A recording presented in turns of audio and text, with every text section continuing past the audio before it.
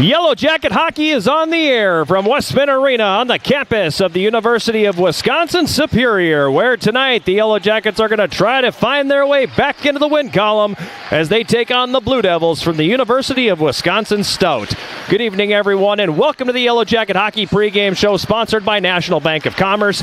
I am John Garver, and last time out here, the Yellow Jackets suffered a loss 3-2 in overtime to UW-Eau Claire in what was a really wonderfully played hockey game. Unfortunately for the Yellow Jackets, a little bit of bad luck on a penalty call in overtime came back to bite them, and they ended up having to settle for just 1 point. That is four consecutive games now without a win, and they've only picked up 3 points in the conference standings over that stretch. Tonight they're going to be taking on a team that's riding high in the WIAC. That's UW-Stout. They are the one team in the country that is in the conference that is nationally ranked, as they come in the number 15 slot on both U.S. College Hockey Online and the D3 Hockey News. They are second place in the WIAC, trailing only UW-Eau Claire, and they are an elite team offensively. You talk about a crew that is not afraid to try and outscore teams. That is UW-Stout. They are a team that puts the puck in the net, having scored 83 goals on the season so far, averaging just under 4 goals a game. So offense hasn't been incredibly difficult for the Blue Devils. They score in every situation. They're elite on special teams. Jackets are going to have to be on top of their game here tonight. Should be a good one here at Westman Arena on what is youth night. So hopefully a crowd full of kids, a lot of noise, and the Yellow Jackets picking up 3 points. A lot more to come on the Yellow Jacket Hockey pregame show sponsored by National Bank of Commerce. We will have our normal conversation with Yellow Jacket head coach Rich McKenna. We will take a look at the starting lineups for each team. Jason will be here a little bit later on, and he will come to us with the 3 things he'll be looking for tonight. And when we come back after this timeout, we'll take a look at what happened last time out in that Yellow Jacket game against UW-Eau Claire. This is Yellow Jacket Hockey on 91.3 KUWS Superior.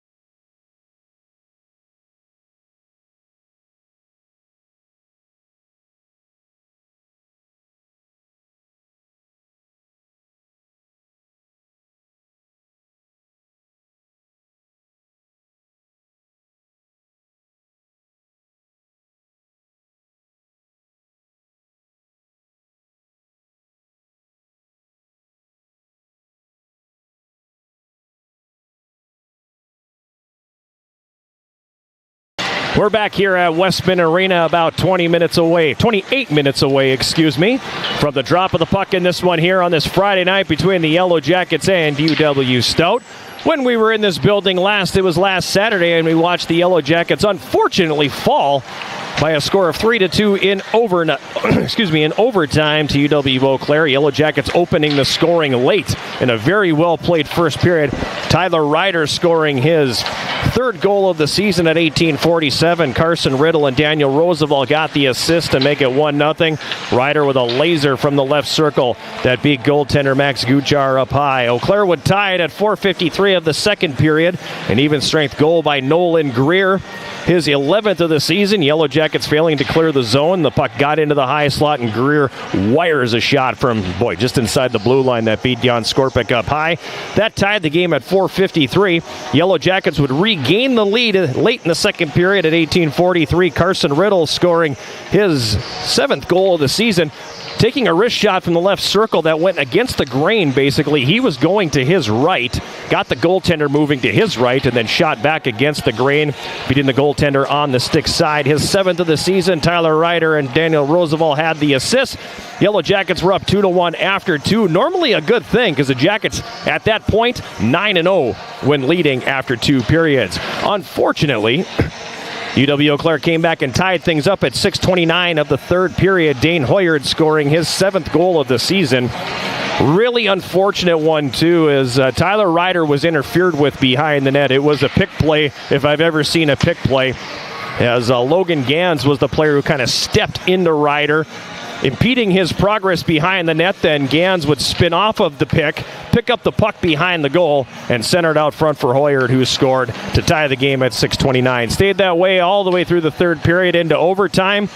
Then the Yellow Jackets getting called. A.J. Reed called for tripping at 2:12 of the OT, and 11 seconds later, Eau Claire would win it when Leo Bacala scored on a one-timer from the left circle, his 8th goal of the season to make the final 3-2. Yellow Jackets out shooting Eau Claire 37-33 in the game. Unfortunately, weren't able to get that deciding goal past Max Guchar and get the victory. UW-Stout, meanwhile, was at home taking on Beloit, and they rolled to a 4-1 victory. Felix Cadieux-Fredette opened the scoring at 5:05 of the 1st period before Valerie Neeb tied it at 9:23 of the 2nd period. Then former Yellow Jacket Tristan Therrien scored the game winner at 12:07 of the 2nd period. Sam Crew netted another goal at 17:58. And Evan Luxford scored at 12:05 of the 3rd period, adding a little bit more insurance as UW-Stout rolled to the victory. Final score again was 4-1. So Stout coming in, having won both games last weekend by a combined score of 9-1 over Beloit. And they have won 4 of their last 5 contests, so they are a team playing some very, very good hockey right now and sitting in a good spot in the WIAC standings. Elsewhere this evening, in addition to this one, UW-Stevens Point is in Janesville to take on Beloit. That's a 7 o'clock face-off. And then UW-River Falls is on the road at the Hobbs Ice Arena in Eau Claire to take on the Blue Gulls, also a 7 o'clock face-off. And we will keep eyes on both of those contests throughout this one here tonight. Just under 25 minutes away from the start of this one between the Yellow Jackets and UW-Stout. We'll take a quick timeout and we will come back and take a look at the starting lineups in this one. Also get the things that Jason's looking for in this contest between 2 pretty good hockey clubs here tonight, as the pregame show sponsored by National Bank of Commerce continues after this. This is Yellow Jacket Hockey on 91.3 KUWS Superior and Yellow Jacket TV, an affiliate of the WIAC Sports Network.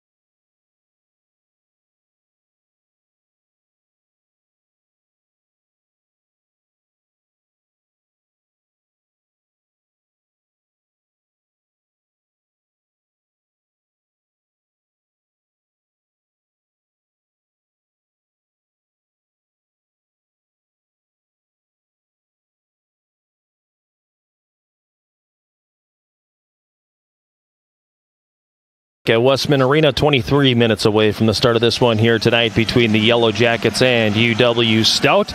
Critical points on the line, not in the way of the Yellow Jackets catching the leaders in the WIAC, because there's just no way this team is going to jump into the top 2 in the conference. Right now, they are playing to try and maintain that slot in the number 3 position in the standings. Why is that important? Well, I'll tell you why it's important. Because the top 5 teams make the postseason. We know that.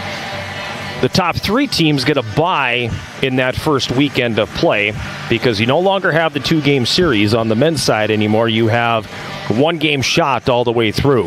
And on that first Saturday, which would be February 21st, that is when 4 will host 5. Yellow Jackets, I think, from a health standpoint, want the bye. They want to have that weekend off because injuries have plagued this club throughout the year. Tonight is probably the closest they have been since the Friday night in Gustavus, which was Game 2, to having a full lineup or having the ideal lineup. They are still down a player, but this is as close as they have been to being healthy. Having that extra week off in there, I think, would be very beneficial for them as they're looking to get into the postseason. So you want to try to stay in that number 3 slot if you can to get that bye week. Otherwise, you want to try to be in number 4 because then you're at least hosting. Not that for the Yellow Jackets, that has been a good thing because you're a team that's 5-4-1 on home ice. And I'll hear it from guys I played with. I'll hear it from some fans. Yes, this was a difficult place to play in the 1990s. And opposing teams have not had it as difficult here over the last 15 years or so. And this year, the Jackets just 1 game over 500. They were really good on home ice last year, but this year they're actually a little bit better when playing on the road. Conversely, you look at Stout, and they're unbelievable on home ice. They are a 7-2-1 team. Now, check that. That's wrong. They are 9-1 at home, so a .900 winning percentage when they are playing on home ice. Not quite as good on the road, so hopefully the Jackets can take advantage of that. But all that being said, would be nice for the Yellow Jackets to find a way to get a couple victories here on home ice this weekend and put themselves in a position where if they are the 4 seed, they will be playing here at Westman Arena. So there definitely are some reasons for this club to want to try and build a little momentum and play a little bit better on home ice. First and foremost being that 3 seed and getting that time off to further heal, because let's call a spade a spade. Everybody's dinged up at this time of year. Guys are nicked up. They're battling through nagging injuries. They're just coming back from injuries. This is the time of year when I think you want to start to see some of those players become a little more healthy. That extra week, very beneficial. That being said, what are you looking for tonight, Jason Roan? Well, here's what I'm watching tonight. There we go. Now we can actually hear me a little bit, so Yep. that helps. What I'm watching tonight, first of all, the UW-Stout goaltending situation. So they've only allowed 11 goals against in conference play, and they've posted a WIAC best .935 saves percentage. Like, wow. Ryan Knight posted good numbers last year, but the big difference for Stout this season has been Sebastian Monaco, the freshman. He's only allowed 10 goals against in 7 conference games. His saves percentage is above 95%. He pitched a shutout against the Jackets back in December. The first thing I'm watching for tonight is, can the Jackets find a solution for this kid tonight? This is nothing new, okay, because no matter what, you go back in the annals of history and the rivalry, if you want to call it that, or the matchup between the Yellow Jackets and Stout, you go all the way back over the years. No matter what, Stout always has a goaltender that finds a way to stymie the Yellow Jackets. I'm talking to you, Ben Plester. I am talking to you, Jeff Dotson. I am talking to all of you that over the years have been unbelievable between the pipes for UW-Stout. Sebastian Monaco is just the next in line. The difference being, I think he's just better than all of them. At least I've only seen him play 1 game, but came out of that game going, they got a goalie. Yeah, pretty hard to deny the numbers he's put up as a freshman in this conference. It's just super duper impressive. Absolutely. All right, so second thing I'm watching tonight, as always, special teams.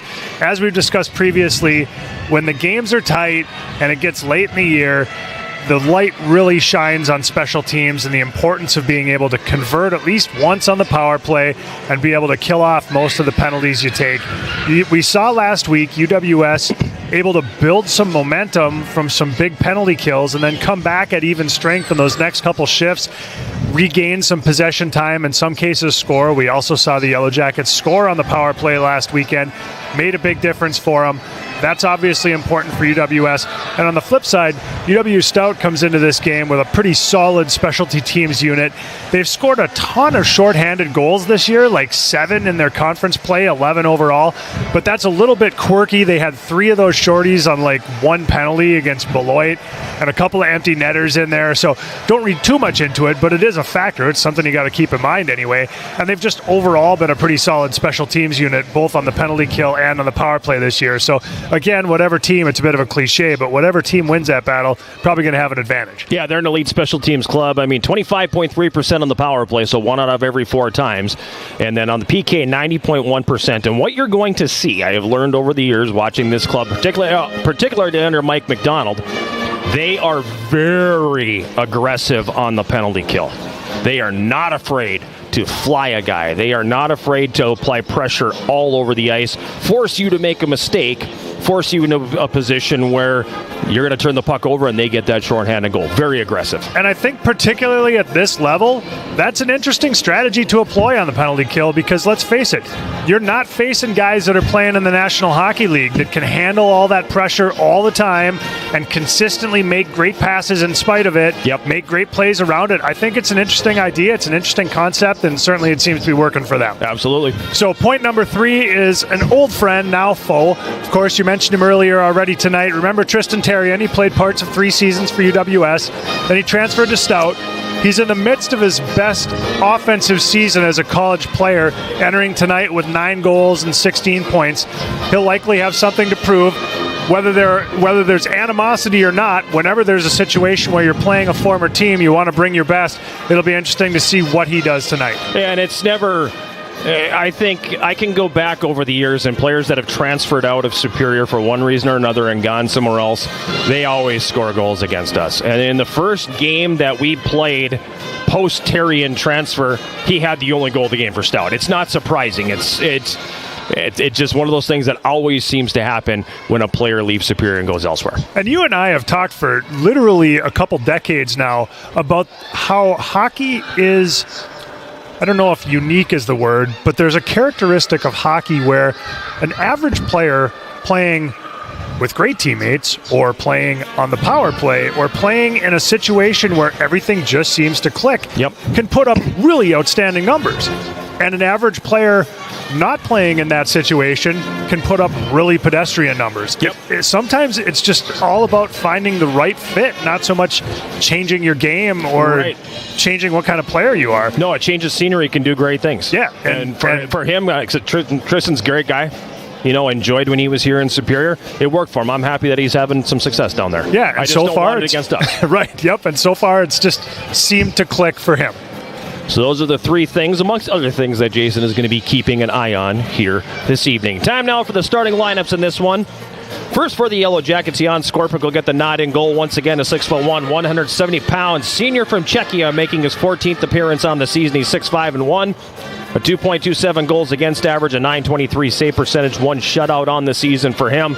He is not the reason that the Yellow Jackets only got 2 points last weekend. He was actually quite good in those 2 games that he played between the pipes for the Yellow Jackets. So he gets the nod between the pipes. The starting 5 in front of him, the defense pair, will be Dusty Bergstrom and Jordan Gibbs. The forward line will have Carson Riddle centering Cage Shea on the right wing and Daniel Roosevelt on the left. Other forward lines, Andrew Larson will have A.J. Reed on the right wing and Rupe Tuomioksa on the left side. So first time seeing him in over a month. You're going all the way back to the Beloit game on January the 7th when he broke his wrist in that game. That's the last time we saw him. Imagining he's going to be a tad on the rusty side, but good to see him back in the lineup. Alexei Yarmolnik will have Logan Nickerson on the right wing and Blake Setter on the left. Justin Dauphin will have Colin Pedersen on the right wing and Ikki Kagawa on the left. Other defense pairs, Tyler Ryder and Matt Danziger, Sam Brennan and Liam Whitehouse. Extra skater is Evan Axel. Backup goaltenders Kobe Grant and Jack Boschert. So aside from Chris Ishmael, this is the closest that Coach McKenna has had to his ideal lineup so far this season. Yeah, fantastic to see all of those names back in the lineup together, obviously with the exception of Chris Ishmael. Hopefully he's back.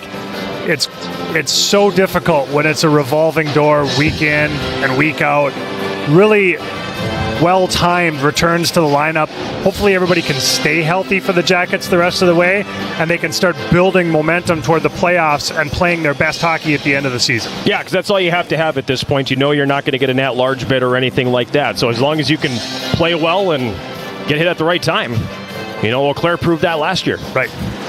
Starting in goal tonight for UW-Stout is Sebastian Monaco. He's a 6', 175-pound freshman from Caledon, Ontario, Making his 12th appearance, he's 7-2-1, a 2.33 goals against average, and a very nice .924 save percentage. One shutout for him just happened to come against the Yellow Jackets back in December.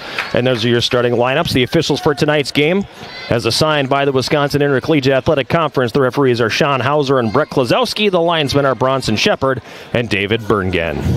We're about 12 minutes away from the start of this one between the Yellow Jackets and UW-Stout. We'll take a quick break, and when we come back on the Yellow Jacket Hockey Pregame Show sponsored by National Bank of Commerce, we will have my conversation with head coach Rich McKenna. This is Yellow Jacket Hockey on 91.3 KUWS Superior and Yellow Jacket TV, an affiliate of the WIAC Sports Network.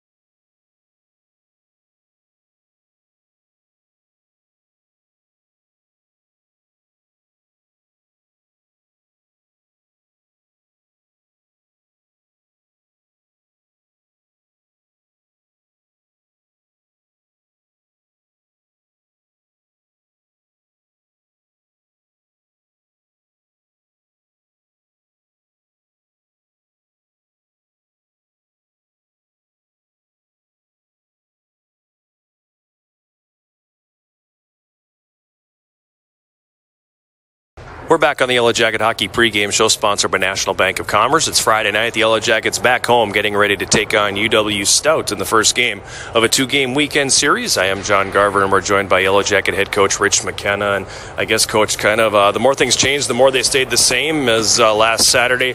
Much better effort than your team had on Friday, but unfortunately only came out of it with 1 point. Yeah, thought we got cheated. Apparently when you fall while skating, it's a penalty. But all in all, I thought our guys battled. I thought it was a game we could build upon. Sometimes it just doesn't go your way, and you got to deal with it. But I thought it was a game that, you know, if you play like that, you're going to win a lot. So, I'll build off of it. Don't dwell on it for too long. Leave it in the rink after the game, and get to youth hockey on Sunday with a happy face. That's got to be the frustrating piece, too, because you guys came out and, 200% better in the face-off circle, a lot better getting pucks to the net, a lot better getting bodies, and then everything you asked your crew to do from the night before to Saturday came through. Just the result wasn't what you needed. Yeah, it happens. Hockey's a very unique sport, and you can do things wrong and win, and you can do everything right and lose, and you just try and find that happy medium and hope that the bounces just go your way. It's a game of momentum. You lose momentum at the wrong time, you can lose the game. I'm pretty sure we scored the first goal, right? Memory's shot. Sorry, Garbs. We did a lot of the things we wanted to do. They're a good team. We're a good team when we want to be and play the right way, and we just need to get more consistent in that. It's funny, there's 4 games left in the year, and I'm saying that, but that's where we are. I know. This is going to sound strange, too, but we actually, me and another coach said that about our Mike team, because it's we're in February now, and we still are having to stress some of the same things with the kids that we were stressing in October. And so much larger scale when you get to the college level, you don't think you should have to do those things. But just me saying I know exactly where you're coming from. Well, do me a favor, because the youth coaches and the junior coaches where we're getting this from. Some of the stuff I'm saying I might as well be speaking a foreign language. So hopefully you keep working on angling and stopping on pucks and stick detail and communication. You know, like if we could text while we're out on the ice or Instagram or Snapchat each other, we'd be elite. But we have to old school, open your mouth. The other most important part of communication is listening. You know, that's the father side of things coming out of me now. And but keep working on the habits with the kids, because the kids that we're getting now, the habits are brutal. And we need to get back to at the grassroots, working on detail within your game. Everyone can stop on a puck. Everyone can block a shot. Everyone can have stick on puck. Everyone can move their feet and reload and be ready on the face-offs. And that it doesn't have to be college where you hear that first. I thought Logan Nickerson was very, very good last Saturday, and he's finally getting back to that game I think that we anticipated all season long. Really good job getting to the net and creating traffic on those goals. Yeah, Logan's, I think he's playing with a clearer head right now. And I'm really proud of him. He had a tough first half, and he came back, and not that he wasn't committed before. I don't want it to sound like that, but kind of truly committed to the team. I think in his head and his heart are in the same place. They're aligned right now. Not that we had issues in the first half, but I just think there was too much noise going on in the first half, and he's come back with a bit of a vengeance, and he's playing with that jam. Scored a big goal against River Falls in his first game back, and he's different. He's playing the right way. Seems a little bit lighter on his feet. Another guy I just want to spotlight quick, because I feel like we've talked about him a few times this year, but he just gets better and better every game, Tyler Ryder. And no matter how the team has gone up or down, he's been extremely consistent. Yeah, in terms of team consistency, we've pointed Rides out a couple of times. Not saying I would never go into a room and be more like this guy, but the kid's got game. He can play. He's gonna be able to play for a long time after here. His skating is really good. He's getting a little bit more detailed. What's really cool about Rides is you could see he's still developing, which is and he's 23, 24 years old right now. He will be playing pro before he graduates for sure.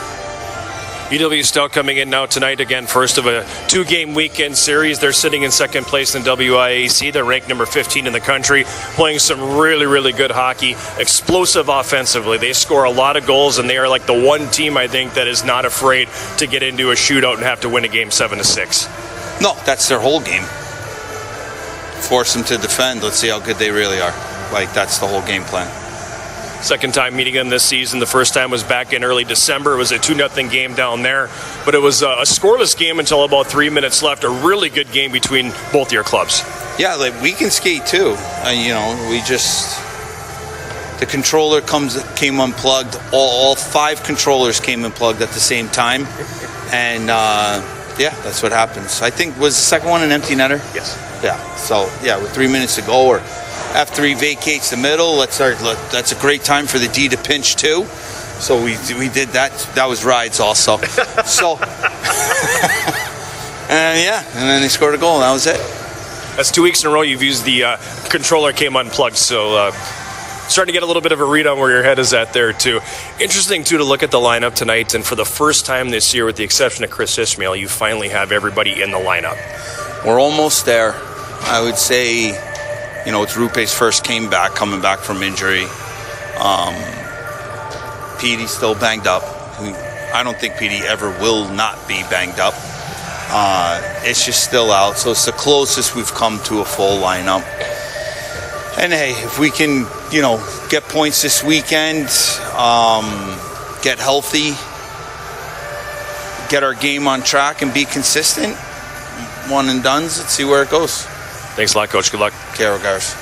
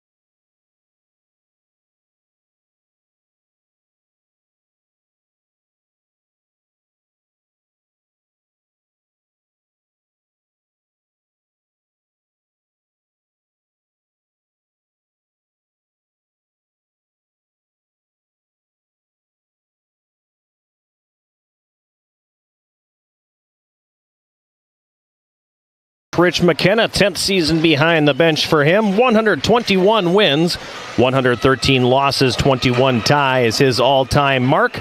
On the other bench, Mike McDonald in his 6th season with UW-Stout. 69 wins, 69 losses, and 6 ties for him. So he is looking to climb above 500 for the first time in his tenure as the head coach at UW-Stout. Yellow Jackets have the edge in the all-time series, 76-33.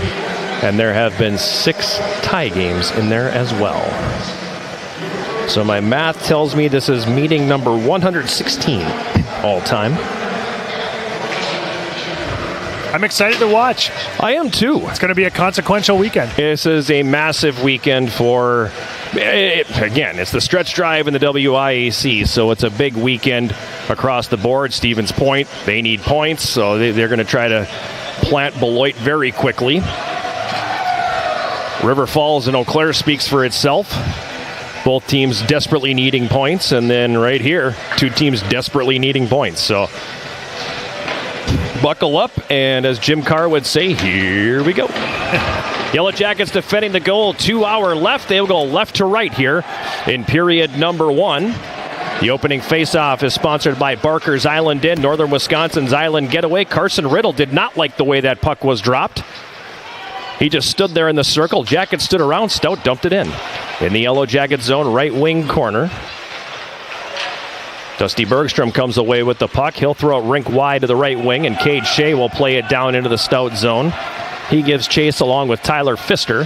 Now the puck right wing corner. Carson Riddle has it here. Gets it to Shea. It comes up to the line, and it'll split the defense and come out into the neutral zone. Yellow Jackets will regroup. On the right wing board, Cade Shea pitchforks a backhand down into Stout territory. Sam Kroon has it behind the goal. He leaves it for Cullen Diakawa, who's going to come back the other way. Comes to the Yellow Jacket blue line. They will regain control and come up ice. Long shot from center, taken by Matt Danziger, and the save is made by Monaco. Puck comes into the right wing side. Danziger throws it down low. Now A.J. Reed on the half board. Has the puck taken from him by Nicholas Stevens. Now it finds its way out front to Omioksa. Gives it in the right circle to Reed. Up top to the right point, Danziger now. He sidesteps a check. Danziger right wing corner. Trying to get the puck. His stick is being held and the arms are going to stay down. Now a centering pass by Larson. Broken up in front by Kroon. Back the other way now comes Stout with Diakawa. His pass broken up at the Yellow Jacket line, and they're going to quickly come back the other way as Reed feeds it ahead on the right wing for Larson. He couldn't quite handle that pass, and the Blue Devils will regain control in their own zone. It comes around up to the right point where it hops the stick of Logan Nickerson. That will come all the way down the ice. There will be no icing on the play. Arip Sidorovich pressuring the Yellow Jacket defense. It comes ahead out into the neutral zone, broken up there. Back the other way again, UW-Stout. Centering feed out front, just out of the reach of Sidorovich. In the left wing corner, Yellow Jacket zone.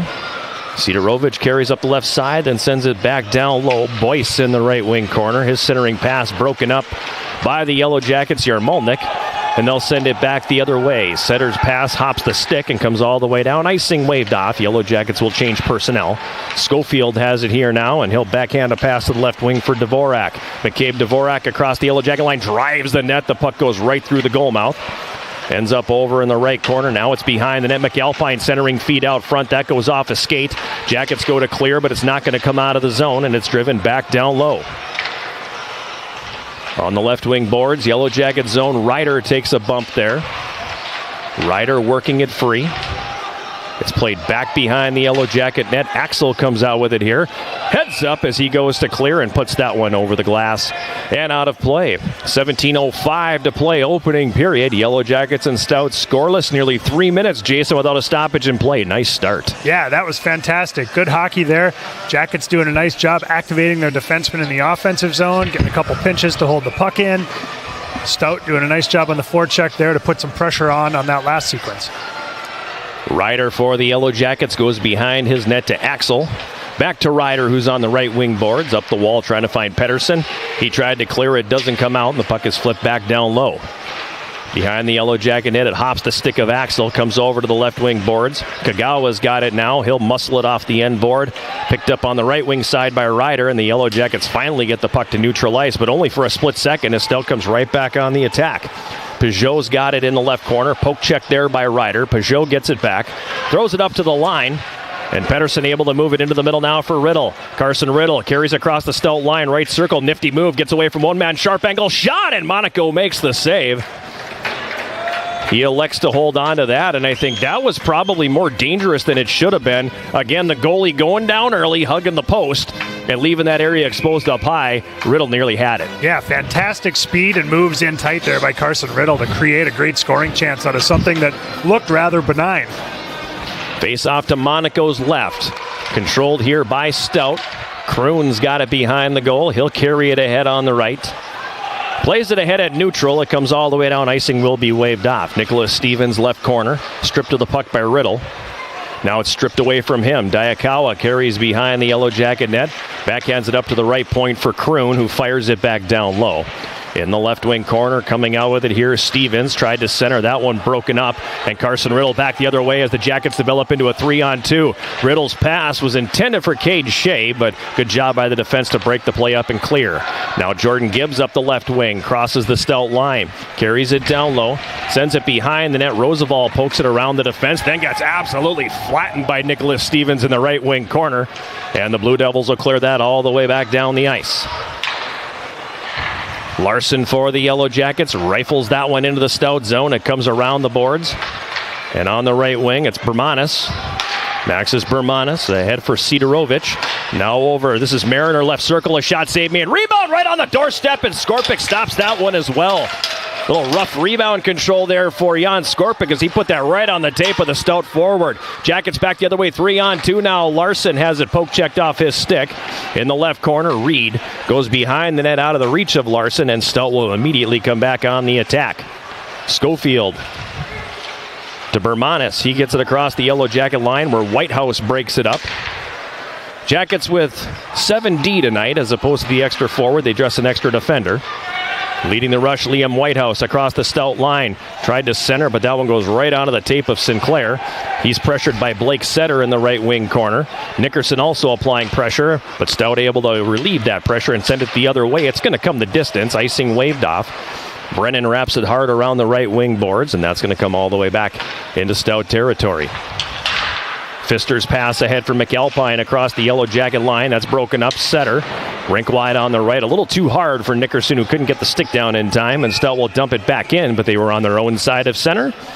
And it's going to be an icing call on the Blue Devils. 14-16 to go here, period number 1. Yellow Jackets and UW-Stout scoreless from Westman Arena in Superior. I am John Garber. He is Jason Rohn.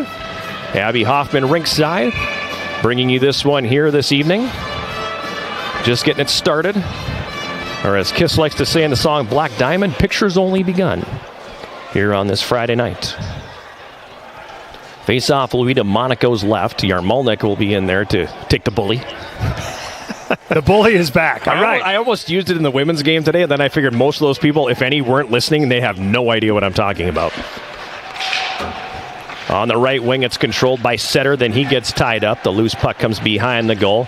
Wrapped around by Cadieux Fredette. It gets to the line. Bergstrom tried to fire it deep, but it got blocked. Now Setter regains control for the Yellow Jackets. Cadieux Fredette pins him to the wall. In to help out in the left corner now, Nickerson. The puck gets past him, and the Blue Devils will clear to the line. Nifty job. No, it did come out. And now Cadieux Fredette gets to the Reds, sliding on his backside and dumps it in. Behind the goal, Bergstrom. Over to the left wing, Setter. He spins away from the check. Passes that one ahead. It goes off of Colin Pettersson. And UW-Stout regaining control as Boyce slides that one ahead. Tyrrell across the line. His shot blocked. Kagawa comes away with it here, and he picks up speed to center. Kagawa up the right wing across the line. Plays it to the net. Stick save made by Monaco. On the right wing boards. Battling for it, Pettersson. Also in there, Kagawa. Boyce comes out with it, however, for UW-Stout, and he'll flip it back into the neutral zone.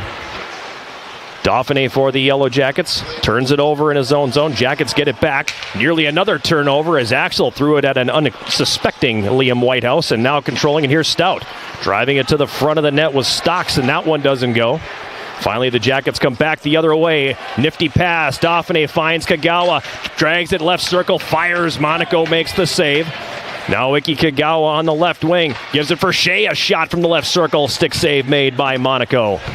Puck is going to come back down behind the net. Defender falls down, but it's going to be picked up by Tyrrell on the right wing, and he'll clear. They're going to say that came out. Jackets will have to tag up. Boyce will back it up for UW-Stout. 12.5 minutes to play here, first period. Yellow Jackets and Stout scoreless from Westman Arena in Superior. Now a near turnover there, but the Blue Devils recover and clear.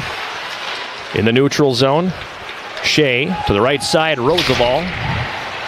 Now into the high slot, Ryder, left circle, fires. Monaco makes the save.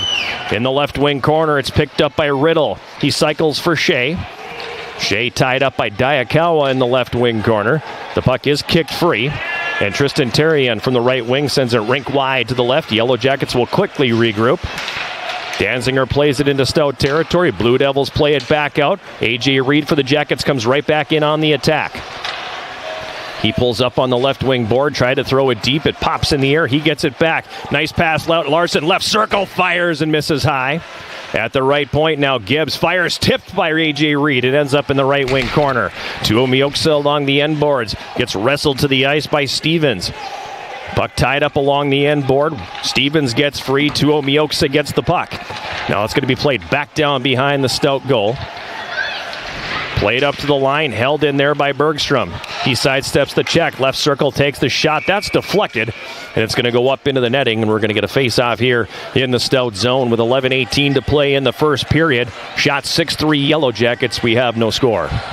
Back-to-back, very good shifts by the Yellow Jackets there. Two groups came out, were able to create a lot of pressure. Good forecheck. Really, really excellent play by the Yellow Jackets so far. Jackets win the face-off. Brennan, a quick shot from the left point, hits traffic in front. Vanden Heuvel picks it up and circles back behind his net. Drops it off for McAlpine, who now drops that one off for Cadieux-Fredette. Felix Cadieux-Fredette comes out from behind the goal. Feathers a pass ahead now. McAlpine across the Yellow Jacket line. Stick handles around. Brennan takes the shot. The save is made. Huge rebound there, but the Jackets Reed able to pick it up. And he'll come back the other way. Sends it up the right wing. Tuomioxa, a rising shot that misses just high. And the puck will come back out into the neutral zone. Jackets are tagging up. Danziger sends it in. Nickerson wins the race to the puck, then mishandles. Now he gets it back. Now he's bumped off the play. In to help out Yermolnik as they battle in the right wing corner Stout zone. Coming out of it here, it comes to Nickerson. Wanted the big Hauser in the right circle and ended up whiffing on it. He needed a sweeper to try to get that thing in on the goaltender a little bit quicker because his eyes were huge looking at the one-timer there and he missed it. Yeah, that one came out to him on a tee, but healed it just a bit.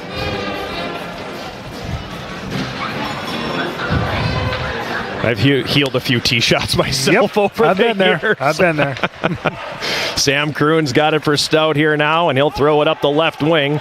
Schofield tips it in. It's going to become the distance, and that's going to be icing. And it'll bring the faceoff back down in the Stout zone. Nice feel for this game with the officials so far in this one. There was one potential offside play that they recognized they could make it a delayed offside and keep the flow going, and it wouldn't affect anything. Did that. There was another exchange between Stevens and Roosevelt where they just let the guys play, didn't call it, didn't get out of hand. It was fine. Ryder at the left point throws it behind the Stout net to the right wing corner where Yermolnik's got it. Yermolnik into the right circle. Tries to muscle his way in front but can't, and now Schofield for Stout will come back the other way. Up the left wing boards, Nickerson catches up to him with some good back pressure and breaks up the pass. And now it's going to be played the other way by Ryder. That's going to come all the way down, but icing waved off. Monaco out of his net, wraps it hard around the left wing side where Schofield picks it up. Little toe drag there to get away from Blake Setter, and now he sends it ahead on the right wing. This is Tyrrell for Stout, carrying behind the Yellow Jacket net. Plays it to the left corner, up top at the left point, Mariner. His pass intercepted by Yermolnik, who feeds it ahead now for Gibbs. Jordan Gibbs for the Jackets across the line. Gives it off Setter, left circle. A shot stick save is made by Monaco on the right wing board. Bergstrom flattened, but coming out with the puck is Pedersen. He mishandles. He gets it back. Tries to send that one up top for Kagawa coming off the bench, but it was broken up nicely by the Stout defense. On the left wing, dumping it in for the Yellow Jackets, Pettersson. In the right wing corner, Stout zone. Dauphiné behind the net. The pass intended for Kagawa is intercepted. Dauphiné gets it back, pokes it behind the net. Kagawa's got it. Gives it back to Dauphiné, who gives it back to Kagawa. He's wrapped up, trying to get away from the check, and he does. Kagawa, right wing corner, leaving it for Dauphiné. Sends it up top at the right point, Axel. At the left point, Ryder. Down low, Shea on the left wing. Left point, Ryder. Over to the right side now. Axel shot, catches traffic in front. Kagawa tried to center for Dauphiné, but that one's intercepted. And the Blue Devils will come back to center. Hayden Stocks, the top scorer for the Blue Devils, has it poke checked off his stick. He engages with the defender, got it back for a moment. Finally, the Yellow Jackets chip it back to neutral ice. Now it's controlled here by Stout. They play it up the left wing. Diakawa sends it in. Behind the Yellow Jacket net, this is Axel. 8.5 minutes to play here in the first. Yellow Jackets and Blue Devils scoreless, and the Yellow Jackets are going to be whistled for icing. Really impressive two-man game down low below the goal line with Dauphiné and Kagawa battling hard. We're able to maintain puck possession there, create a few chances with it, even when it looked like they might get outnumbered down there. Really, really good work.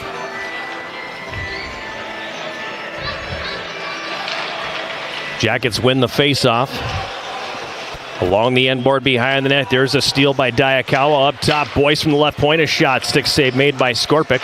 Now Roosevelt sends it ahead on the rush, on the right wing. This is Ryder across the Stout line. He goes down low, wanted Shea, but it was intercepted. Staying with it, Roosevelt. He's got it. Roosevelt from a sharp angle, banks it off the side of the net, comes right up the slot, but Riddle tied up and couldn't get a stick on that. In the neutral zone now, it's out of the reach of Riddle, and Stout will regroup, backing it up. This is Boyce. Ahead on the left side, Diakawa, that's broken up, and the Yellow Jackets play it right back in. Behind the goal, Boyce. Stout in the midst of a line change here. They're content to sit back there for a little while. Sinclair, his pass is going to be broken up. Reed, left circle, takes the shot. That's going to be deflected, and it'll go up over the netting and out of play. If you can't get enough of the Yellow Jackets, then tune in to Eye of the Swarm, the official podcast of Yellow Jacket Athletics. Join the Big Sound, Matt Johnson, and me throughout the year as we sit down with Yellow Jacket student athletes, coaches, and other guests. Eye of the Swarm is available at uwsyellowjackets.com/podcast on Spotify, iTunes, or wherever you get your podcasts. Tremendous flow in this game. Just been an outstanding hockey game so far. Excellent first period here. Both teams getting some chances. Had some good physical play. Yellow Jackets taking some really good shots here. Some tough saves that have been required of Monaco on some of these great shots. Really good hockey game. Great effort by the Yellow Jackets so far. Up 9-5 in the shots on goal according to the scoreboard. Not sure how that plays out on the 8-4 on the live stats. Pretty close. But that's close. A little bit behind. Okay. So yeah. You know, technology, that's not always keeping pace with what we have on the board. Daniel Roosevelt and Nicholas Stevens continue to have an interesting little contest going between the two of them now. They've had consecutive shifts where they've banged with each other a little bit. It'll be fun to watch how that brews over the weekend. And this is not new. We've seen that here for a couple of years now since Stevens came into the program at UW-Stout. You know, he's your Brad Marchand kind of guy. And Daniel Roosevelt has some of that in his game as well, so not surprising. Face off to Monaco's right, 7:42 remaining in the first. Controlled here by the Blue Devils, and they'll play that to center ice. Icing will be waved off. Behind the net now, Ryder, flushed out by McAlpine. Ryder gets away, cuts it all the way to the right side, gives it to Danziger, but the pass in his skates. He was able to somehow get a stick on it and move it up the right wing for Reed. Reed goes to dump it in and fans on it. The puck trapped right on the blue line. Danziger digging away, trying to get it out of there. It's underneath Vandenheuvel, who had lost his footing. Still, it's onside. Now Tuomioxa comes out with it. Cuts over to the left side. Tried to take it to the net before it was poke checked off his stick in the left circle. He's tied up on the left half board. It's going to be worked free, and that'll be flipped back down into the Yellow Jacket zone. And that will be icing on UW-Stout. And the officials are going to have some work to do because they made a whole line change in the time it took that puck to get all the way down the ice. So they're going to end up getting a little bit of a break here anyway, because now all the players are going to go, what? I wasn't out there. And the coach is going to ask for an explanation, and it always takes a little bit of time. Here we go. Now they're changing it. Yep, this one actually went a little bit faster than I honestly expected it to. Face off to the right of Monaco. Jackets win the draw. Left point, Bergstrom shot catches traffic in front. Setter on the right wing boards has it. Wanted to pass it out front, but there was a lot of traffic. Now he takes the shot, and the tip by Nickerson goes wide. Behind the Stout goal, Setter knocks his man to the ice. It comes around up to the left point.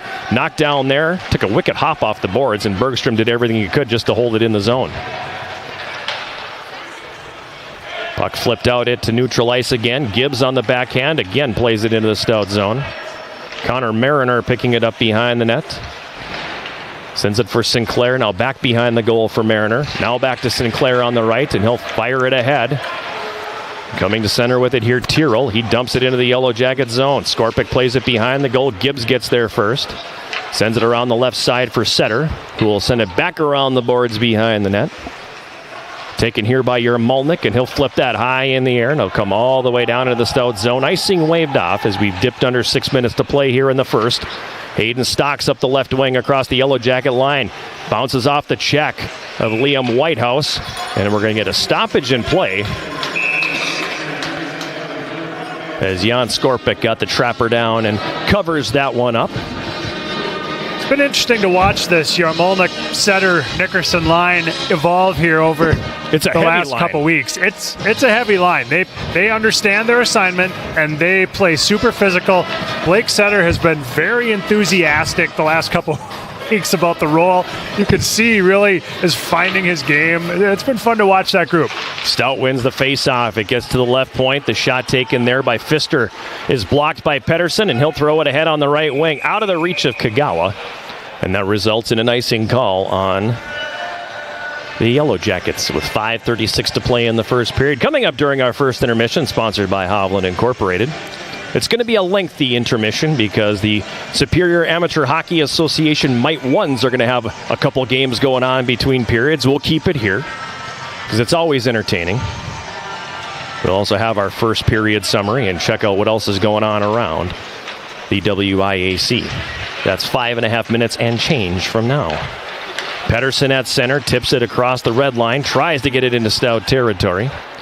Forces Stocks to go all the way back. He gives to Kroon and then pass up the right side. Doesn't connect with Tyrrell. It comes all the way down, and it's going to be an icing call once again on UW-Stout.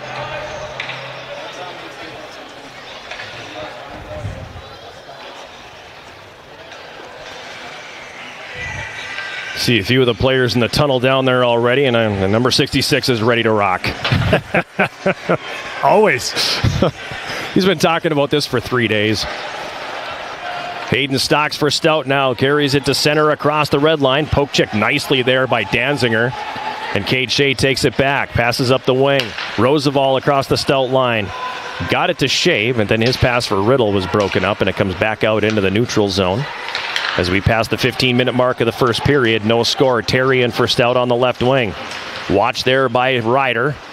Tristan Terrian knocked off the play. The puck kicks to the front of the Yellow Jacket net, goes all the way across the ice.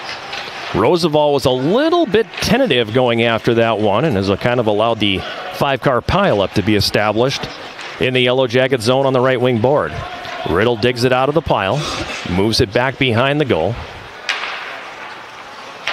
Now the Jackets back to center as Riddle feeds it for Roosevelt. Puck was a hot potato there, and nobody could really settle that thing down. Finally, Terrian has it for Stout, plays it in the middle now. Stevens back to Terrian. His shot goes off the outside of the Yellow Jacket net. Stevens right wing corner. Oh, that's a Jackets get away with one there. Carson Riddle grabbed the jersey and spun him around, and play continuing on. And now a collision in the neutral zone, and Nicholas Stevens going to the penalty box. On his way to the bench, he took out Andrew Larson, and the Yellow Jackets are about to go on the power play. Big break for UWS.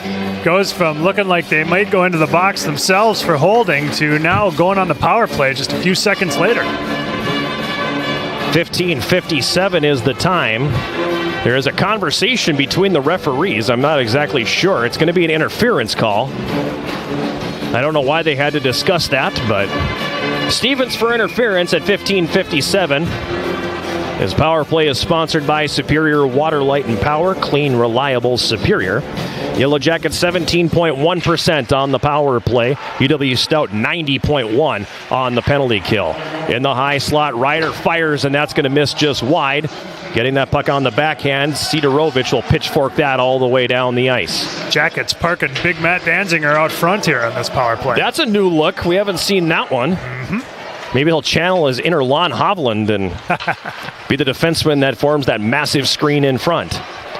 Tuomioksa up the left wing across the Stout line, flips it deep and chases it down, sends it around to the right side for Reed, who kicks it back along the end boards. Boyce has it for Stout, and he's going to bounce that one over the stick of Tuomioksa and all the way back down the ice. Yellow Jackets behind their net. Ryder's going to leave it. Jordan Gibbs will pick it up as the power play unit changes. Odd timing for that change, too. Usually the forwards will peel off when the puck is behind the net. This time they waited. And the Jackets still trapped in their own zone as they have been for the last 25 seconds. Nickerson up the left wing. Couldn't handle the pass from Riddle, and Stout will send that back down into the Yellow Jacket zone. As we pass the 17-minute mark of the first period, no score from Westman Arena and Superior. On the right wing boards, this is Gibbs. Pulls up. Now he's going to have it taken from him, but it stays in the zone. Riddle goes down low. Dauphiné tries to slide that across the goal mouth for Nickerson, but a nice job by the Stout defense, and then they sidestep the check and come back the other way with numbers. Mariner feeding that one over. Vandenheuvel on the right side, Tyrrell rather, took the shot that was blocked. Now we got a situation behind the net as the face masks of Tyrrell and Bergstrom are stuck together. Second time we've seen that this season. Second time this season that has happened. Some good laughs between the two players, a couple pats on the head. Always happy when that happens at low speed like that one. That was good.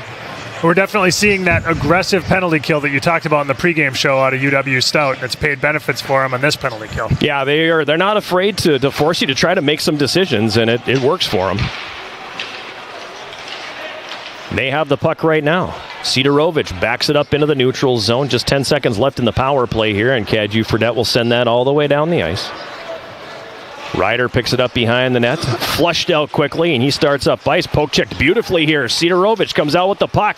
Tried to center for Vandenheuvel, but that one doesn't go. Now Sidorovich behind the net. Penalized player back on. So we're back to 5-on-5. Yellow Jackets 0 for 1 on the power play and really didn't do much of anything with that man advantage. Yeah, you can't kill a penalty much better than that. Back the other way now. McAlpine up the right wing with speed into the Yellow Jacket zone. Takes the shot. Did a nice job there by Sam Brennan to put the stick in the shooting lane and tip that one up over the glass and out of play. 1:42 remaining here in this opening period. Live stats appear to have frozen at the media timeout, so who knows if the shots are correct. We'll go with 9-6 on the scoreboard, and we have no score.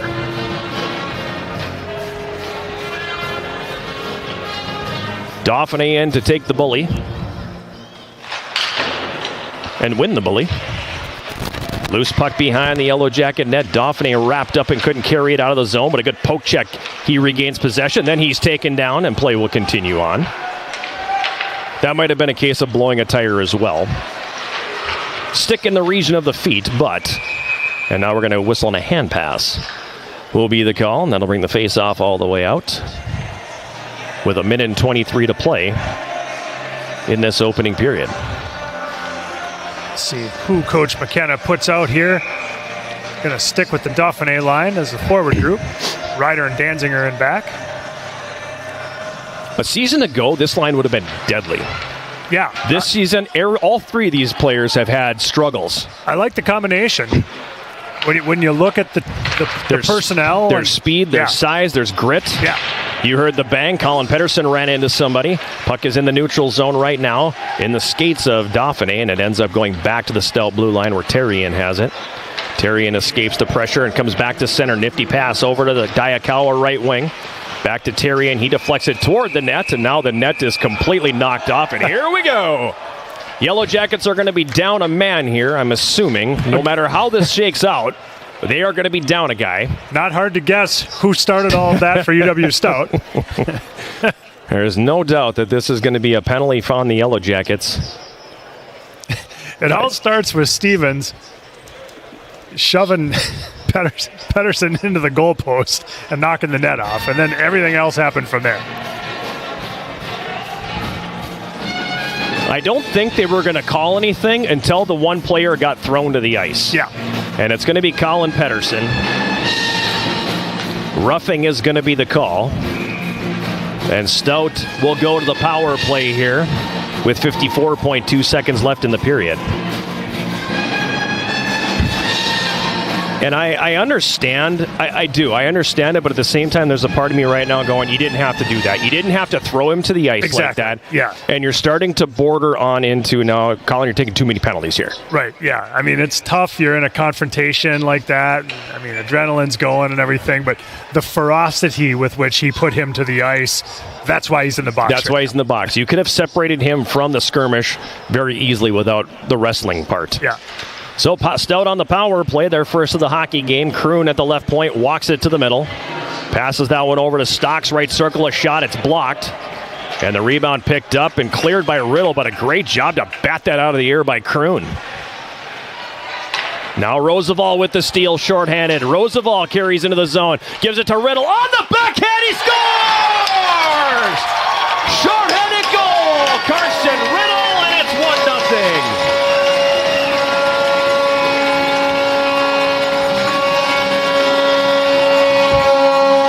Well, we talked about UW-Stout being a threat shorthanded. It turns out that the Yellow Jackets were the biggest threat early on in this one, scoring a big goal to take a 1-0 lead with just over 32 seconds remaining in the first period. Daniel Roosevelt forcing the turnover in the neutral zone, stayed with it, made a beautiful pass to Riddle, who goes forehand, backhand, 5-hole, and the Yellow Jackets move in front with 32.3 seconds to play in the opening period.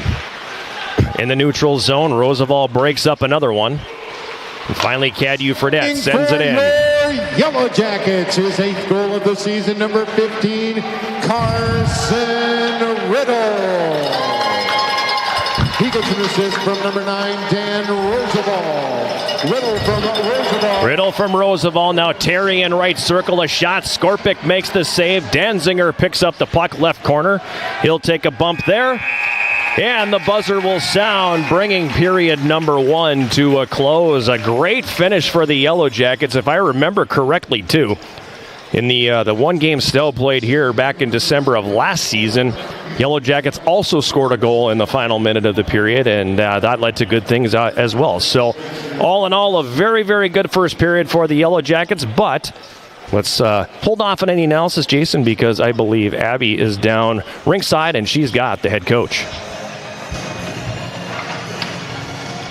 Okay, Rich, thanks for talking to me.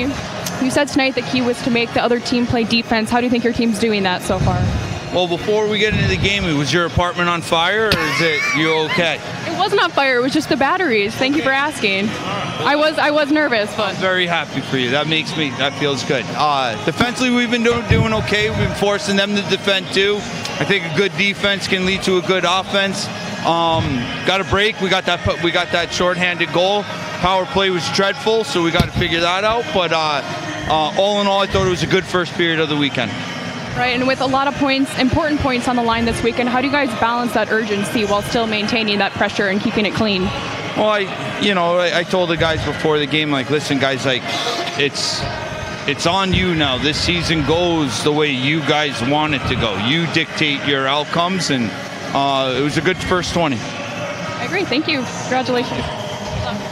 Back to you guys up top. Thank you very much, Abby. Yellow Jacket head coach Rich McKenna. And the backstory on that, okay, we had the women's game here this afternoon, and Abby was my ringside reporter, as she always is.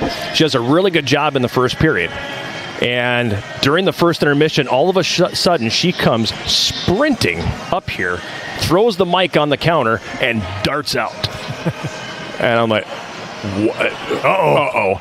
And then somebody relayed the message to me that she got a call that the fire department was at her apartment and she needed to get home and figure this thing out. So fortunately, nothing was burning, nothing was happening outside of a battery and a smoke alarm. So, yes, Coach was asking about that. That is the reason why he asked if her apartment burned down, which honestly, if it had, she probably would not be here right now. She's dutiful, but I don't know about that dutiful. I mean... And the Mite Ones racing onto the ice here for the first intermission. Always fun to watch the little ones coming out. We'll do our best to kind of give a little bit of play-by-play on this as we... I got to switch up my line chart. We'll have 2 games going on here.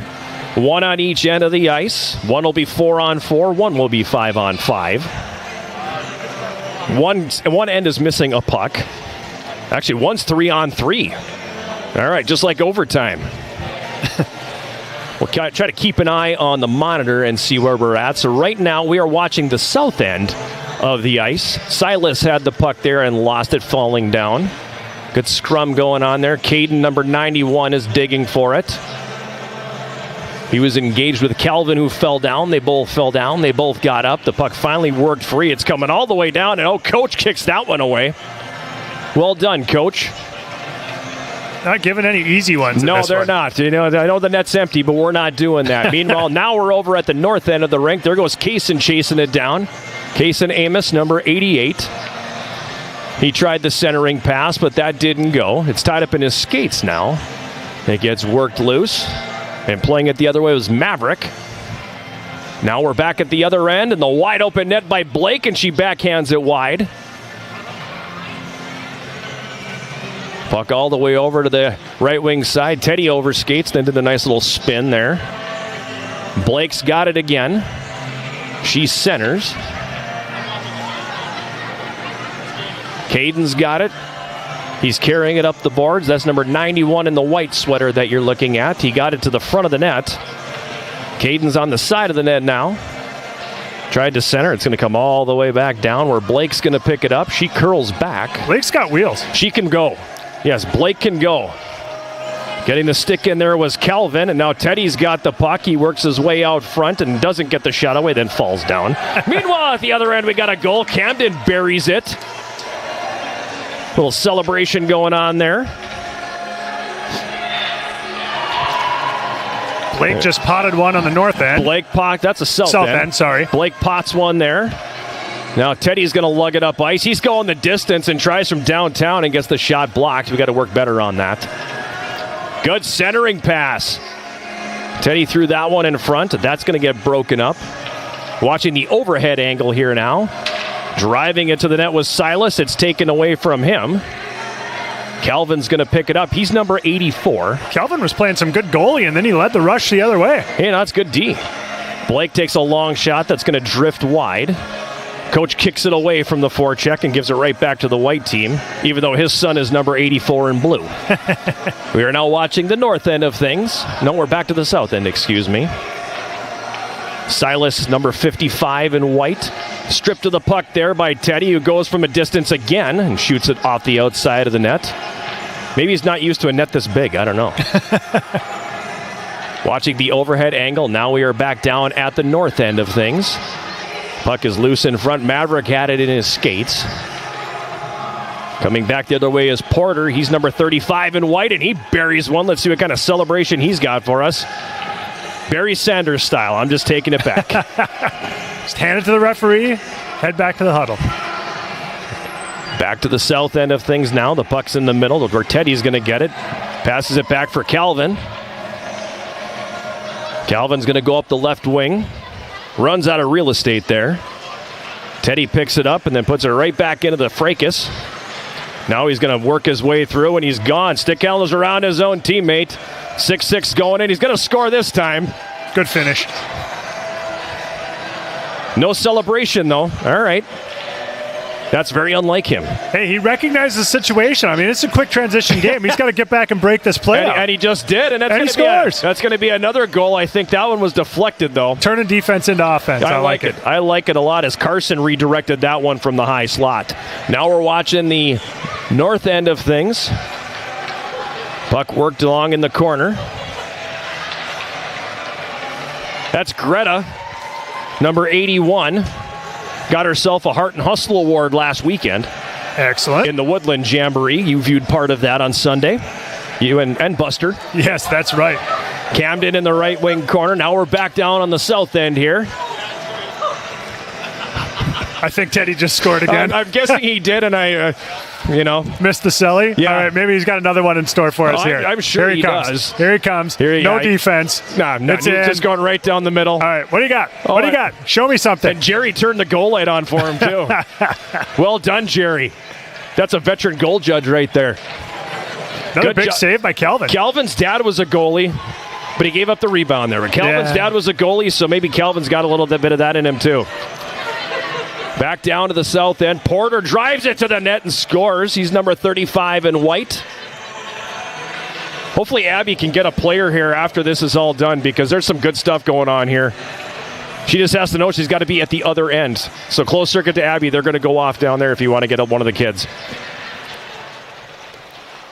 We are watching the north end, and that's just going to sneak wide. Is that Malin in the pink helmet? That is Malin. Malin Mertz, whose grandfather Ken was a Yellow Jacket in the early 1980s. She just had a great tight turn, make a play, don't ever give the puck away kind of situation. It was beautiful. Puck is going to come all the way down. Now we got a puck in the neutral zone.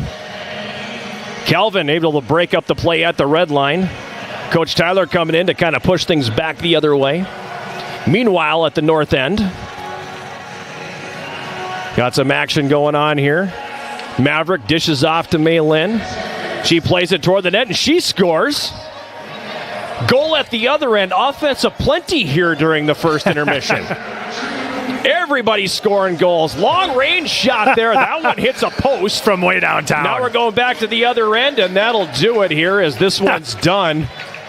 Nothing more entertaining than watching the little kids play during the intermission. That's good stuff. Good stuff. Great stuff. Thank you to the Westman Arena crew for allowing this to happen. Thank you very much also to the officials and the opponents to allow this to happen, because they can all be tough about it and say, no, you're not doing it, or no, we're not going to allow this to happen. You're going to have to do it in 3 minutes. And everybody's pretty understanding at the Division III level that this is a grassroots thing. This is what you need to do. You came from USA Hockey. You know that all too well. Right, absolutely. You got to try to make the game as accessible as possible, and things like this both make it accessible and something to dream about and aspire to. So I'm just going to turn Abby's mic on and see if she has anybody down there. I can't see her. Grab one of these out-of-breath children and get some comments. Because there are a lot of people standing down there as all the parents have to try to get in there and get their kids and get their skates off and everything, because there's pizza waiting for them after. So, right on. Priorities. Absolutely. Priorities indeed. So did she get anybody? She's got someone? Looks like it. All right, Abby, take it away.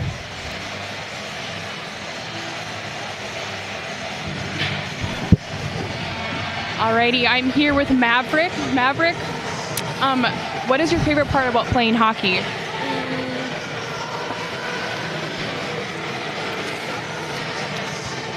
Do you like playing with your friends? Yeah. Do you like scoring goals? Yeah. And then I heard that tomorrow is a golden birthday for you. How old are you turning? 7. 7 years old? Are you going to do anything fun? I'm going to go somewhere fun and have pizza and a cake. Well, congratulations. I hope you had fun tonight. Thank you. I got another kid here, actually. Go right ahead. Talk, all right? All right. Camden. Hi, Camden. My name is Abby. How are you doing tonight? Yeah. Camden, what's your favorite part about playing hockey? That we have goals out. And how long have you been playing hockey for? I don't know. You were 2? Since you were 2? Did you have fun tonight? Yeah. Well, good job out there. You played hard. Thanks for talking to me. Back to you guys. Thank you very much, Abby. Happy birthday, Mav. Right on. Golden birthday tomorrow. Probably buried one down there. They're going back and forth. You don't see everything that's happened between the two games, but what a fun thing. Goals, pizza, cake. They got it all. And it's youth night tonight, so they're all going to get to meet the players after the game. They get the sticker sheets and the autograph sheets and all that stuff. It's a good day to be a Mite 1 from Souptown. And I can still remember those days.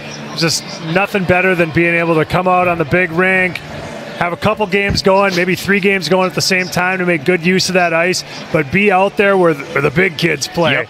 and have that opportunity. It's so much fun. Great stuff here during the first intermission. Obviously, no score on that one. So, if you have 2 games going on, too many players, you don't keep score at the Mite 1 level anyway. But in the game that is actually going on here tonight, 1-0 Yellow Jackets after 1. We'll take a quick timeout and come back with more of our first intermission, sponsored by Hovland Incorporated right after this. This is Yellow Jacket Hockey on 91.3 KUWS Superior and Yellow Jacket TV, an affiliate of the WIAC Sports Network.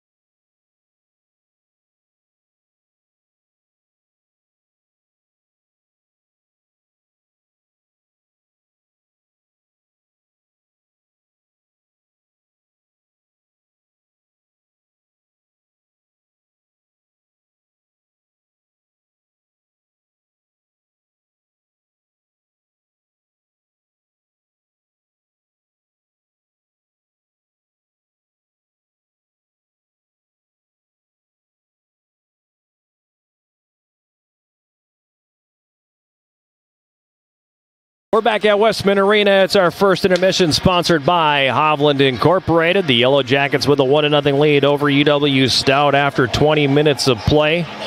Extended intermission because we had the little people playing between periods, but prior to that, Coach McKenna was with Avi Hoffman, Jason, and he summed it up really well. His team did a lot of good stuff in that first period. Yeah, I think really the only blemish was that power play. Outside of that, UWS did everything really well. It was a great period of hockey, really entertaining. I'm looking forward to watching the next 2. Unfortunately, it seems like the second period is always where things kind of get derailed by this team. They have had a couple second periods this year that have been decent, but by and large, the second period has been a really difficult one for them, and they're dealing with a penalty kill to start for the first 66 seconds. Yeah, it's weird. The team comes out with a lot of urgency in the first period, plays great, plays super engaged, and then the second period, they're just like disengaged sometimes, and it's hard to understand. So hopefully tonight they can get over the hump. Maybe having the penalty kill to start things off will be good because they have to be engaged right from the jump. Hopefully it'll turn out differently than some of the second periods we've seen. That being said, they're also killing a penalty against one of the best power plays in the country. Stout, again, 25.3% on the man advantage coming into the game here tonight. So this is a very tall order for them. Yeah, absolutely. And Stout's been able to create some good opportunities, even though they only have 8 shots on goal thus far. Now, obviously, with the man advantage, particularly if they win that opening faceoff, they're going to be able to get right in, set up, create some havoc. So we'll see how the Jackets are able to weather that storm.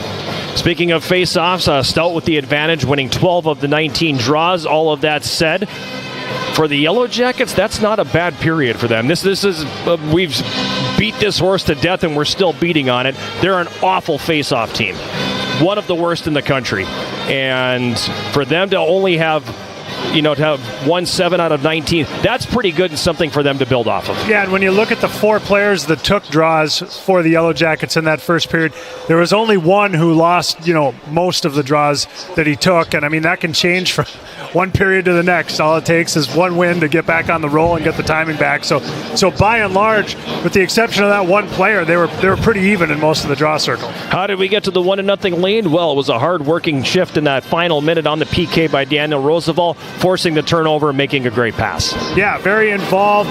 Did a nice job being able to hold the defender off and make a pass while he had that defender draped all over him. And then Carson Riddle with a fantastic finish. Yeah, going forehand, backhand, and sliding it to the 5-hole. His 8th of the season, and it is his second shorthanded goal of the campaign as well. 4th of the year for the Yellow Jackets. Excuse me. That made it 1-0. And then on the very next shift, on the ensuing faceoff, they almost had another opportunity like that. Yeah, right. Absolutely. And, it's incredible to watch the way that these guys have matured and evolved over the course of the season. And it's exciting to see them start to have some success and finally get one past this goaltender too. So that's the only marker on the board so far in this one. Shots, as Jason mentioned, 10-8, favoring the Yellow Jackets. Each team 1 penalty for 2 minutes. Jackets over 1 on the power play, and Stout has 1:06 to go on the man advantage. About 2 minutes away from the start of period number 2. Yellow Jackets with the 1-0 lead. We'll take a quick break and come back with a drop of the puck right after this. This is Yellow Jacket Hockey on 91.3 KUWS Superior and Yellow Jacket TV, an affiliate of the WIAC Sports Network.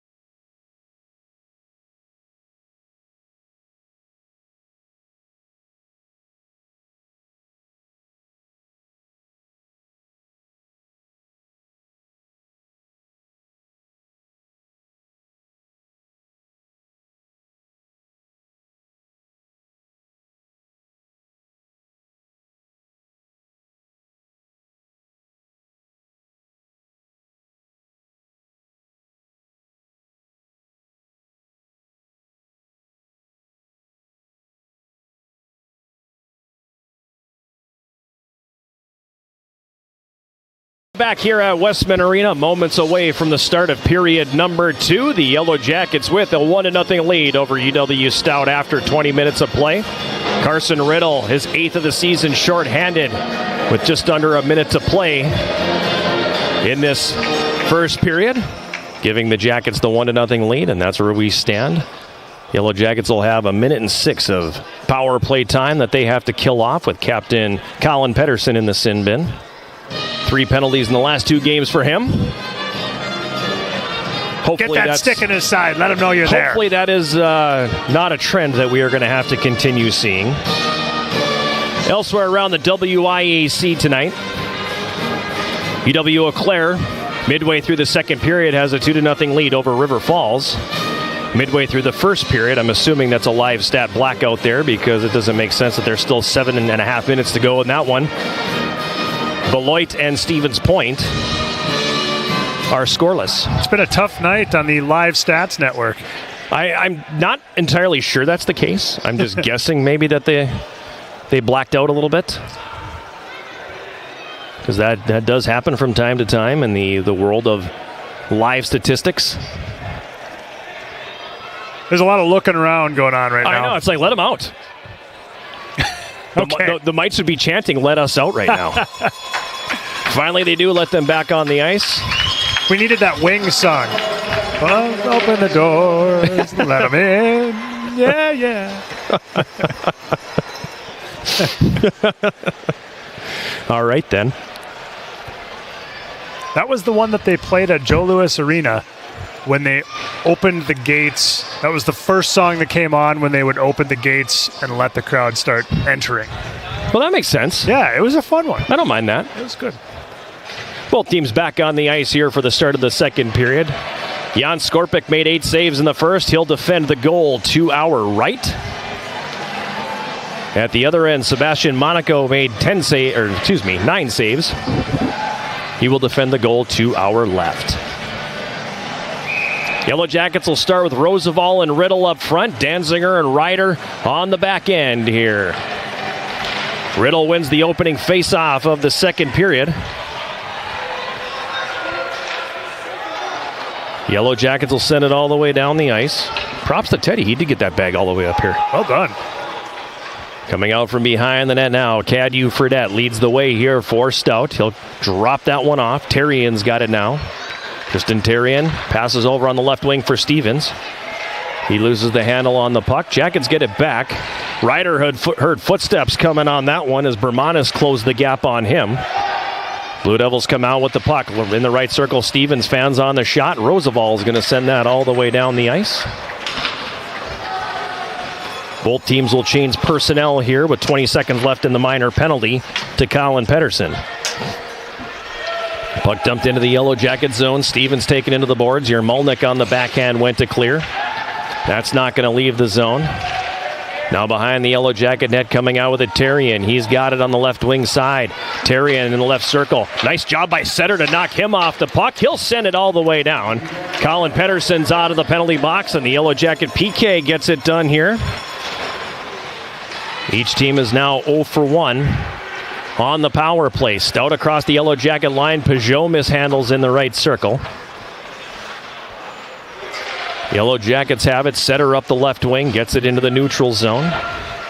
Taken back there by Hayden Stocks. He flips a backhand up the right wing boards. Peugeot across the Yellow Jacket line to Stocks in the high slot. He mishandles. Setter misses the puck. Stocks has it right point. He fires. Big screen in front. Probably 5 players there, and it misses over the top of the net. Good thing, too, because I don't think Jan Skorpic had any clue where that thing was. Puck comes up to Gunnar Moore at the right point. His shot blocked by Yermolnik. That's going to come all the way down. Yellow Jackets will get some of those players changing here. Nickerson on the left wing. Tried to poke that one deep, but then Brennan turns it over. Sidorovich the other way. Sidorovich knocked off the play beautifully by Liam Whitehouse. What a great play that was by the senior defenseman. Bailed out his D partner there on the odd man rush. Clearing attempt comes up to the right point. Pfister with a shot that misses wide. Nobody realized where that puck went as it hit the door and kicked back the other direction. Boyce at the right point. Stick handles around Kagawa. Gives it to Sidorovich. Now it comes down low. Bermanis has it along the end board. He'll feed it back behind the Yellow Jacket net. Schofield's got it there. Now he leaves it.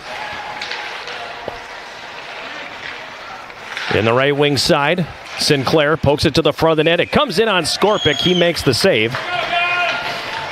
And he's going to hold on. Face-off coming here in the Yellow Jacket zone. And that's a good stoppage right there because the Jackets are on their heels big time. Yeah, much needed line change there for UWS to settle things down here after a good shift by Stout.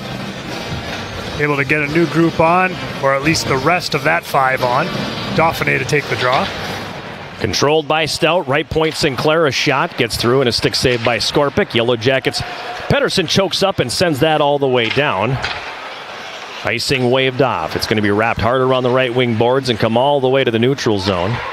Gibbs at his own line, up the middle for Dauphiné. He crosses the Stout line with speed, pulls up in the right circle. Dauphiné up top to the right point. Gibbs, left point. Bergstrom, a long shot. Save Monaco. Rebound chip to the left wing corner. Pettersson bumps into his man, causing the turnover. Kagawa has it. He gets his skates taken out from underneath him by McAlpine, and that's going to be a penalty on Stout. I don't know if I agree with that call. I didn't like that very much. It might be a hook on McAlpine. Yeah, that's what the signal was. And I think it actually did cause the turnover. I had a pretty good look at it. I don't think Kagawa mishandles that puck if not for the hook. Time of the penalty, 3:17 of the second period. Hooking on McAlpine's second power play for the Yellow Jackets.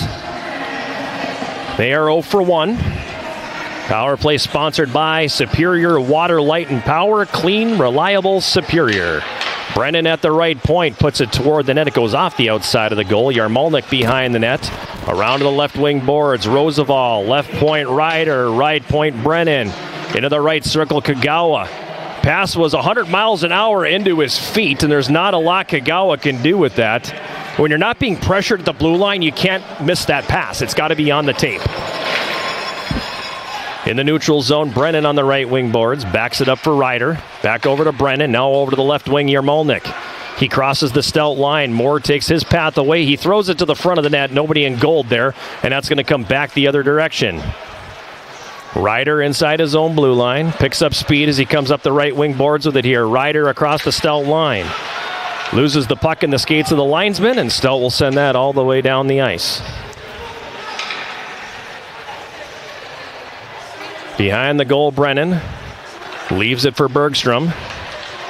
Bergstrom across the red. Bergstrom into the Stout zone on the left wing. Carries behind the net.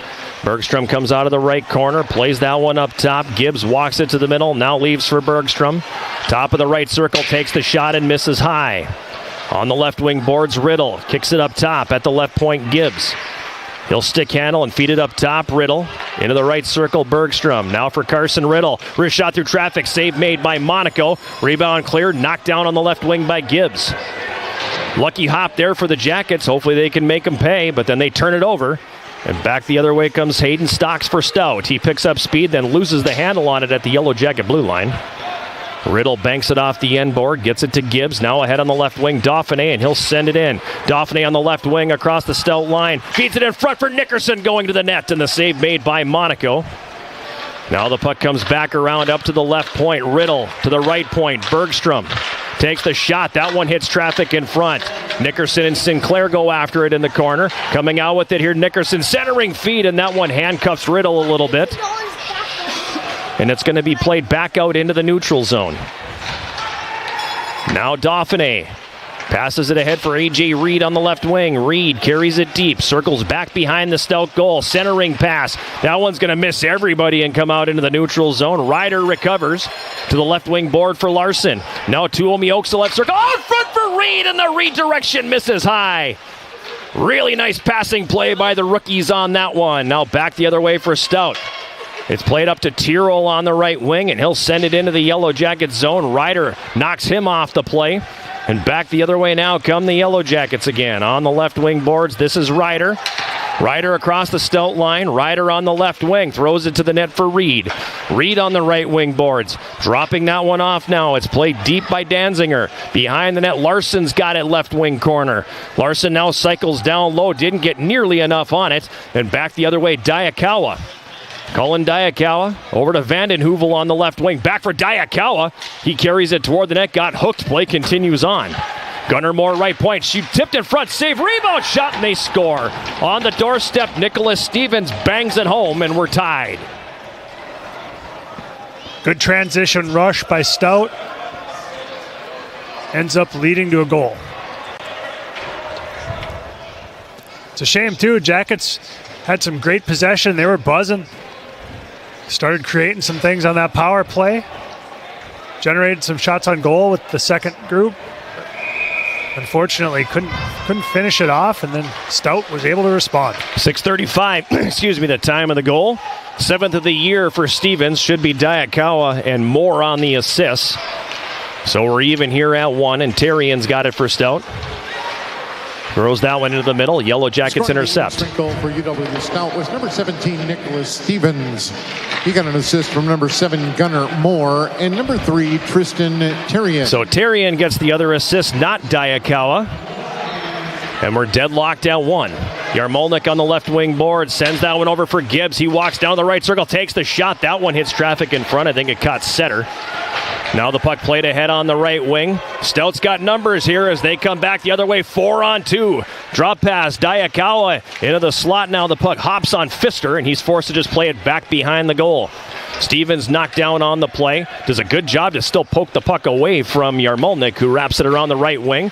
That one kicks off of Colin Pettersson and comes over to Bergstrom on the left wing. He fans on the pass and turns it over. Tyrrell across the Yellow Jacket line. Right circle, takes the shot. Skorpic makes the save. Rebound comes all the way up high. Sharp angle shot hits the outside, and then it is Kroon tried to go short side. Now Bergstrom's got it for the Yellow Jackets here. He'll pass it ahead on the left wing for Setter, who will tip it down into the Stout zone. It's going to come the distance. Icing waved off at the last second. Back the other way the Blue Devils come as they catch the Jackets on a change. Peugeot drops it. Tyrrell right circle, a shot that gets blocked by Bergstrom. Puck is played back the other direction now, and it's Kagawa. Kagawa to center across the Stout line to the left circle where he's got Ryder. Ryder goes behind the net for Pettersson, but he couldn't quite handle that pass. Danziger picks it up in the right wing corner. Goes up the boards now for Kagawa. Puck is going to be taken away, and the Blue Devils will clear that back out into the neutral zone. This is Ryder flipping that one into Stout territory. They will quickly play it back the other direction. And this is Sidorovich across the Yellow Jacket line. Poke check nicely by Danziger. Stout gets it back, and they flip it into the Yellow Jacket zone. Behind the net now, it's Ryder over to the right side. Danziger, dangerous pass up the middle. Nicely dropped there by Kagawa. It's picked up by Dauphiné, who then has it stripped away by Gunnar Moore. Stout back the other way with speed. Sidorovich across the line. Cuts it to the middle. Has it in the slot, and he scores. Held that puck forever. Got Skorpic and everybody out of position. And Stout has moved in front. Great finish there. Good poise with the puck. Jackets got caught out on the ice for a long time. Skorpic gambling, aggressive. Had him probably for the first shot, the second shot, but he didn't pull the trigger on either of those. The third one, Skorpic just couldn't stay with him, and there was too much time for Stout to be able to do whatever they wanted with that puck. Really, the whole sequence had just gotten probably a little more run and gun than Coach McKenna would have cared for. You know, and I hate to say this, but we're seeing exactly what we talked about in the intermission, Jason.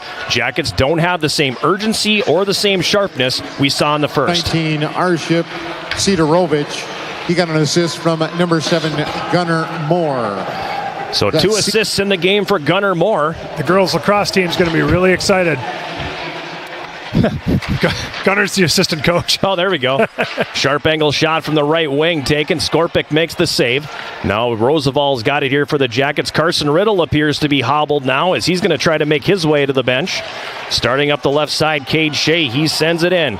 Stout all over the Yellow Jackets here in this second period. Absolutely flying while the Jackets are flat. Puck is played down into the Yellow Jacket zone again. McAlpine giving chase. Now it's taken on the right side. Larson tried to carry out of the zone but couldn't. Behind the Yellow Jacket net, Brennan up the middle for Shea. Dropping it now for Ryder. Tyler Ryder up the right wing boards for Shea. He goes to dump it in and whiffs on the backhand. So finally Larson rifles it in, but back the other way comes Stout. Peugeot right side. For Sinclair across the line. Stout with numbers again. They center it into the slot. Bouncing puck. Kicks into the top of the goal crease. And Skorpic's finally going to get the glove down and cover it up. And thank goodness, because the media timeout is upon us, and boy, do the Yellow Jackets need a reset button right now, as things have really gone off the rails a bit here in this second period. Yeah, if you didn't get the media timeout here, you might actually have to consider taking one, because this thing is on the verge of getting out of hand for UWS. Looks like we got some penalties coming here. They're going to be a couple each way, so maybe we won't have a media timeout. I see McAlpine go into the box for Stout. Nobody taking that right turn for UWS yet. Is this going to be a power play? No, they just grabbed Tyler Ryder. There it is. Okay. Yeah, meanwhile, a couple of UWS players have gone to the bench hobbled after the last 2 shifts. Obviously, you mentioned Carson Riddle, and also Logan Nickerson went off, but did not receive any medical attention. So it looked like he was in some discomfort, but not needing any help when he got to the bench. So they're not going to take the media timeout here, I guess. Is that because there were penalties? So they can't. Usually that's only when there's like a man advantage. It's usually only situation. a power play. Right, yeah. They don't usually do it when it's not a power play, but that is the situation here. So all right, we're going to be 4-on-4. Carson Riddle is back on the ice. Now they just realized the media timeout. Okay, so now they did realize it's going to be the media timeout. That gives us an opportunity to say you get the same gear the Yellow Jackets wear by visiting the Yellow Jacket Sideline store. Browse the latest styles of gear, including shirts, hats, sweatshirts, outerwear, and more. The Yellow Jacket Sideline store can be found at uwsyellowjackets.com/shop. And Yellow Jacket Hockey and Bills Distributing are partnering to benefit Folds of Honor for the 10th year in a row. Every time the Yellow Jackets score a goal at home, Bills Distributing will donate $20 to Folds of Honor, helping provide scholarships and educational assistance for the families of fallen or severely wounded servicemen and women and first responders. Well, this mini intermission could not come at a better time for UWS. Not the same team we saw in the first. No, and as they say, that escalated quickly. It got bad really fast. And some of that, I think, is, Stout was probably a little off their game in the first. They did not look like the team that has been racking up wins here over the course of the season. And they've come out and have played a much more sharp, much more aggressive game. If the shots on the scoreboard are correct, they're outshooting the Jackets 8-4 so far this period. And that would stand to make sense because they've had the puck for most of this period. Yeah, with the exception of that power play, it's been pretty one-sided. So 4-on-4 for the next 2 minutes, pending any further infractions. Riddle, Roosevelt, Bergstrom, and Gibbs on the ice. Stout wins the face-off. Quick shot by Tyrrell from the top of the left circle. And Skorpic swallows that one up. So we'll do it again to the right of Jan Skorpic. Gunnar Moore attacking from the point there, coming down off the right side, looking for a rebound. Quick shot off the face-off again by Peugeot. Hits the outside of the net, and then it's going to be covered up. And here we've seen 2 straight face-off losses in the defensive zone. 2 good attacking opportunities for Stout. Really got to try something different here. I remember that bit the Jackets against Eau Claire last weekend, too, where in the second period, they lost like 3 consecutive face-offs, and the 4th one ended up in the net. Yeah, not surprisingly, we've got a change at center for the Jackets here with Larson coming out to take this draw. Larson against Peugeot, controlled by the Jackets this time, and Tuo Mioksa comes to center. On the left wing, he slows it down, then backs it up for Gibbs. Over to Dusty Bergstrom. And Bergstrom will carry it all the way back behind his net. Wanted to throw it to the right side, but hits the outside of the goal. Jackets forced to come back now. A long pass at center. Tuo Mioksa's feet out of the reach of Larson. Icing waved off. Monaco out of the net. Bats it up the right side. Gibbs breaks it up. Into the left wing corner now. Larson. Tuo Mioksa right circle. Wanted to go back to Larson, but actually couldn't get the puck off his stick. A problem I never had. It just jumped off my stick usually. Gunnar Moore behind his own net, leaves it for Cadu Fredette. Now back for Moore, and he'll carry it to center. Gunnar Moore across the red line into the Yellow Jacket zone. Gives it Peugeot a shot, and a nice save there by Skorpic. Rebound picked up by Pfister at the left point, and he'll send it deep. It's going to come around to the right wing corner this time. Coming out with it here, Stocks. He carries behind. For a second, I think he was going to try to do you-know-what with that thing behind the net, but the Jackets break it up. And back the other way they come. On the left wing, Larson. Across the Stout line, Larson down to the left wing corner. Tried to give it out front for Kagawa, but it hits a skate. And back the other way now come the Blue Devils to center. Across the Yellow Jacket line, Sidorovich dropping that one off for Stocks. Stocks right circle. Carries it into the high slot. Drops it off. Poke check there by Kagawa. Goes right back to Pfister. Unguarded in front is Boyce, and they score. Yellow Jackets completely mesmerized by the puck. And it's 3-1 Stout. It'll be interesting to look at the replay on this one. Matt Danziger had an opportunity to just eliminate the player physically and opted to try to play the puck and had a very good chance to play it. It just didn't work out. And unfortunately, when he didn't get the puck, it ended up turning into a scoring chance just a few seconds later in that sequence. And it was one of those things that, it's a different style of play today. In the old days, you're probably not even going to try to play the puck there at all. You just flatten your guy and take him out and be done with it. Right.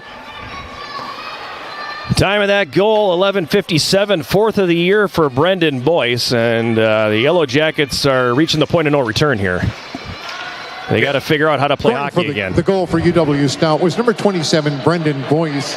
He got an assist from number 13, Tyler Pfister, and number 10, Hayden Stocks. So Stocks and Pfister the helpers. Jackets back on the attack in the right wing corner, Stout zone. It's Dauphiné.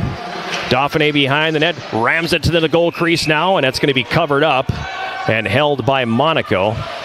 You know what? And I like that play right there. Force it into the blue paint. Force them to make a play right there. Because you're not getting the puck to the net any other way right now. Right, yeah, it's not like you're creating a lot of pretty opportunities, so nothing wrong with just trying to ram one in there on the short side.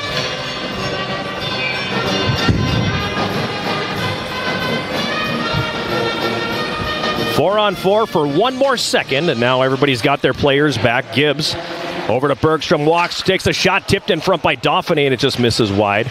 Now Cade Shea has it right corner, but he mishandles, and it's going to come back the other way to center. Diakawa across the Yellow Jacket line, leaves it for Stevens. He got the first goal this period for Stout. Been all Stout here in the middle frame. And that's going to come all the way down the ice. Monaco comes out and plays it away from the onrushing Dauphiné. He sends it the distance, and that's going to be icing on the Blue Devils.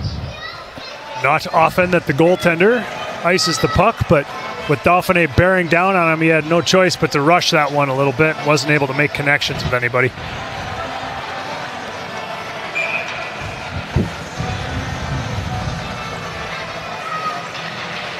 Face-off controlled by the Yellow Jackets at the left point. Axel goes down to the left corner. Rosevall's got it here. He's tied up. Riddle picks up the loose puck.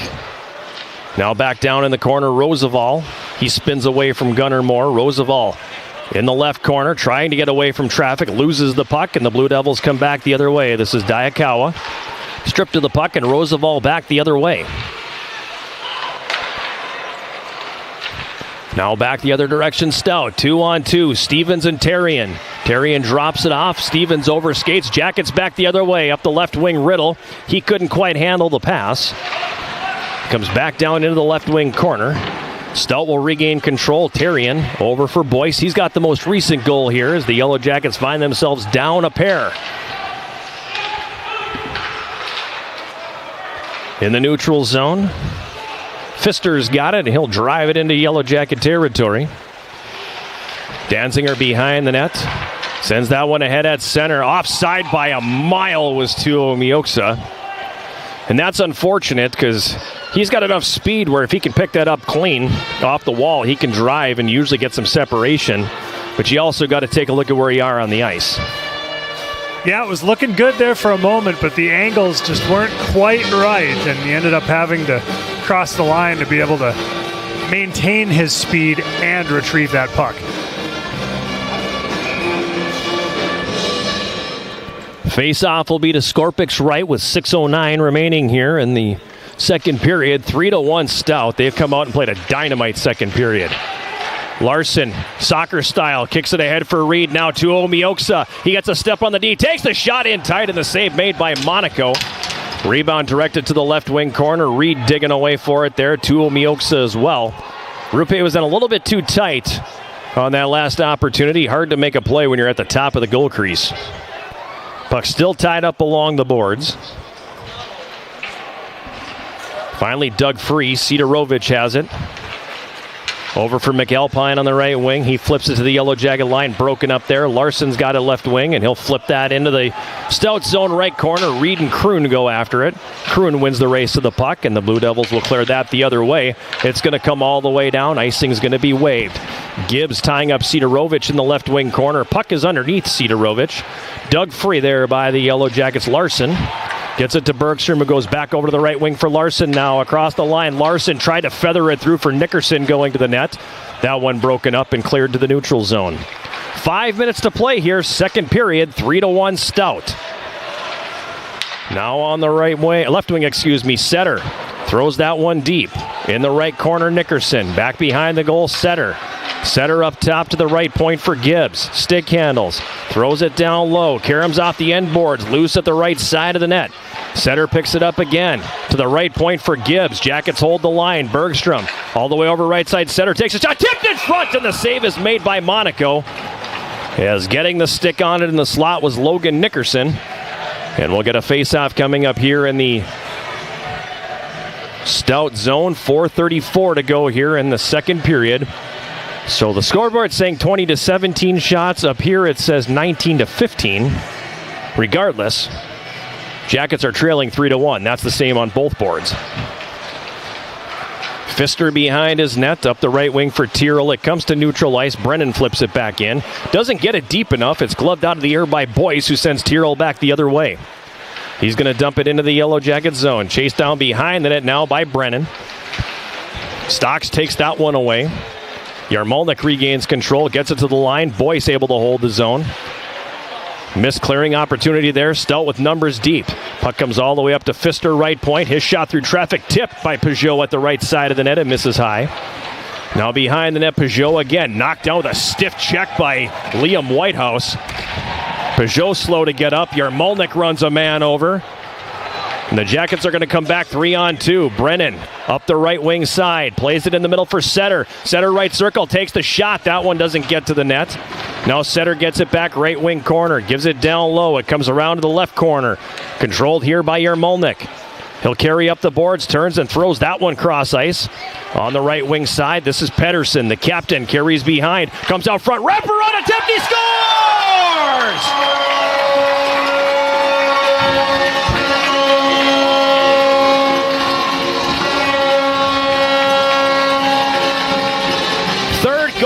Season for Colin Pettersson. Couldn't have come at a better time, and the Jackets are within one. Another good, simple stuff play there. This time, it does go in for the Yellow Jackets. Time of that goal, 16:34. Colin Pettersson's third. The last couple minutes, the Jackets have seemed to find their footing again. Unfortunately, the first 15 minutes of the period, they didn't have it. Danziger on the right wing side. Loses the puck as he tried to skate it out. Yellow Jackets, his third goal of the season, number 16, Colin Pettersson. He got an assist on that goal from number 3, Tyler Ryder. Pettersson. So Ryder with the assist on that goal, getting the Yellow Jackets back to within one, and we have a whistle as Tristan Terrian's headgear came off. And now some pushing and shoving again. We better turn that mic off for a moment. Dauphiné Pat Stevens on the head there after getting charged on the wall. 2:53 to go here in the second period. 3-2 Stout. Coming up during our second intermission, sponsored by Hovland Incorporated. We will have our latest installment of Where Are They Now? Thrilled to death about this one because I finally corralled Stan Kaburka, a goalie back in 1956-57. It was wonderful to talk to him. He was my 7th and 8th grade algebra teacher. So always cool to be able to catch up with somebody like that, who, and I believe he is the oldest living Yellow Jacket hockey alumnus. That's going to be a special segment. I like it. Trying to figure out some penalties here by the looks of it. Yeah, I see the Stout door is open and the Yellow Jacket door is ajar. I assumed that they were going to get Stevens for charging or boarding, but maybe not. I'm not sure.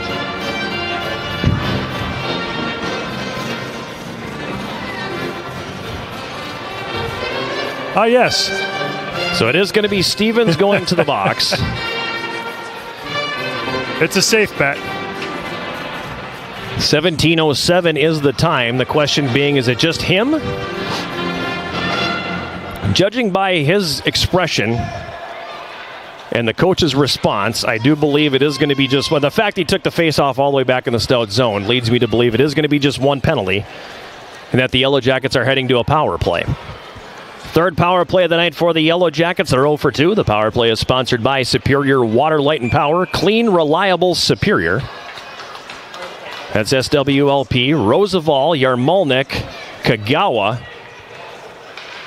Brennan, and Ryder on the ice here as Stout wins the draw. They go to clear it. Held in by Brennan. He sends it down low. Kagawa run over behind the net. On the left wing, Roosevelt. Left point, Ryder. Right point, Brennan. Back in the middle now. Ryder for Brennan. Fakes. Kagawa right circle. Up top for Brennan. Walks it to the middle. Stick handles. Takes the shot. The save is made by Monaco. And the rebound is going to be cleared all the way down the ice.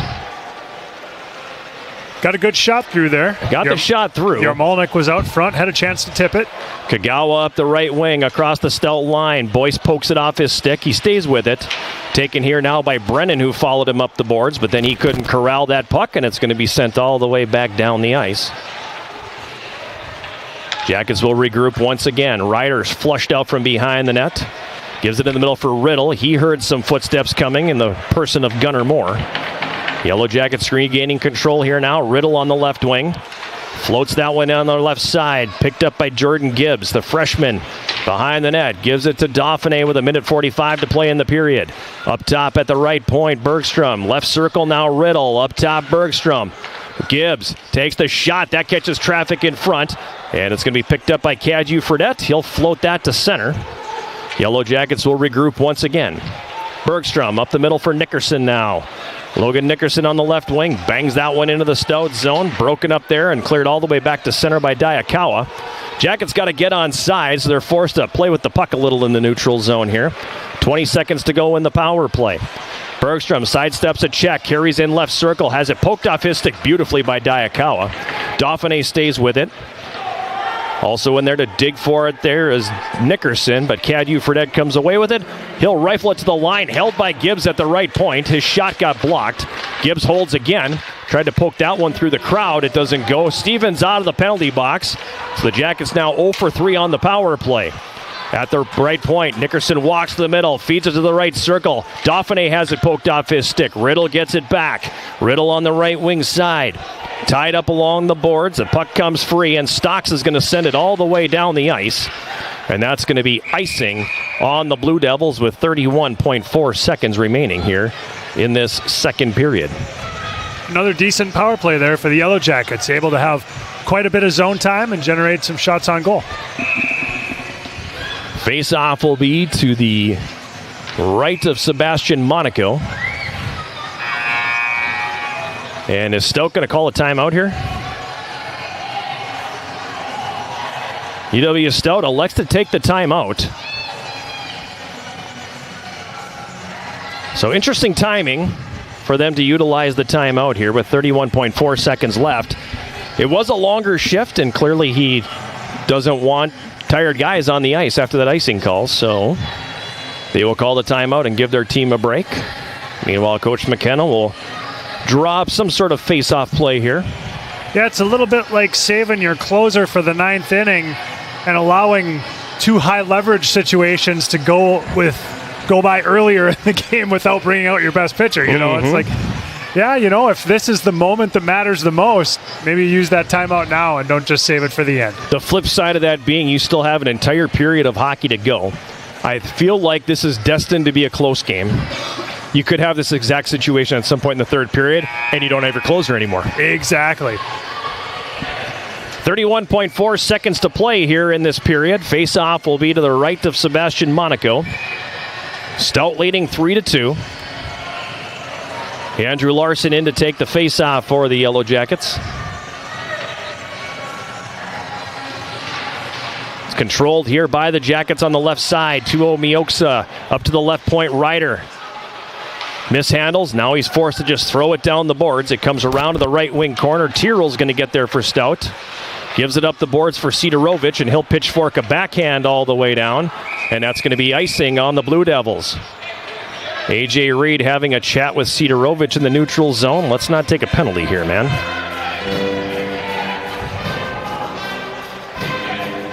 Sidorovich played his junior hockey right up the road. The Minnesota Wilderness.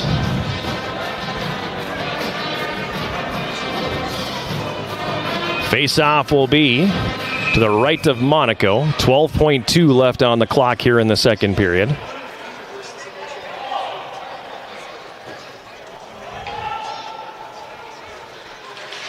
Jackets win the draw again. Larson left circle. Carries it down the board. Centering pass up the slot. Danziger fans on the shot. It comes up to the line. Ryder fires. That gets blocked. Big block by Sidorovich. Shot by Danziger hits traffic in front. And the horn sounds, bringing the second period to a close. So good final couple minutes for the Yellow Jackets here. The goal by the captain really seemed to stop the bleeding and give them some of their mojo back. Absolutely, and that's always the message on the bench in that situation is, okay, boys, we need the next one. The next one's ours. Next one's ours. Well, they got the next one, got some momentum back, and now they get to go into the third period trailing by only 1.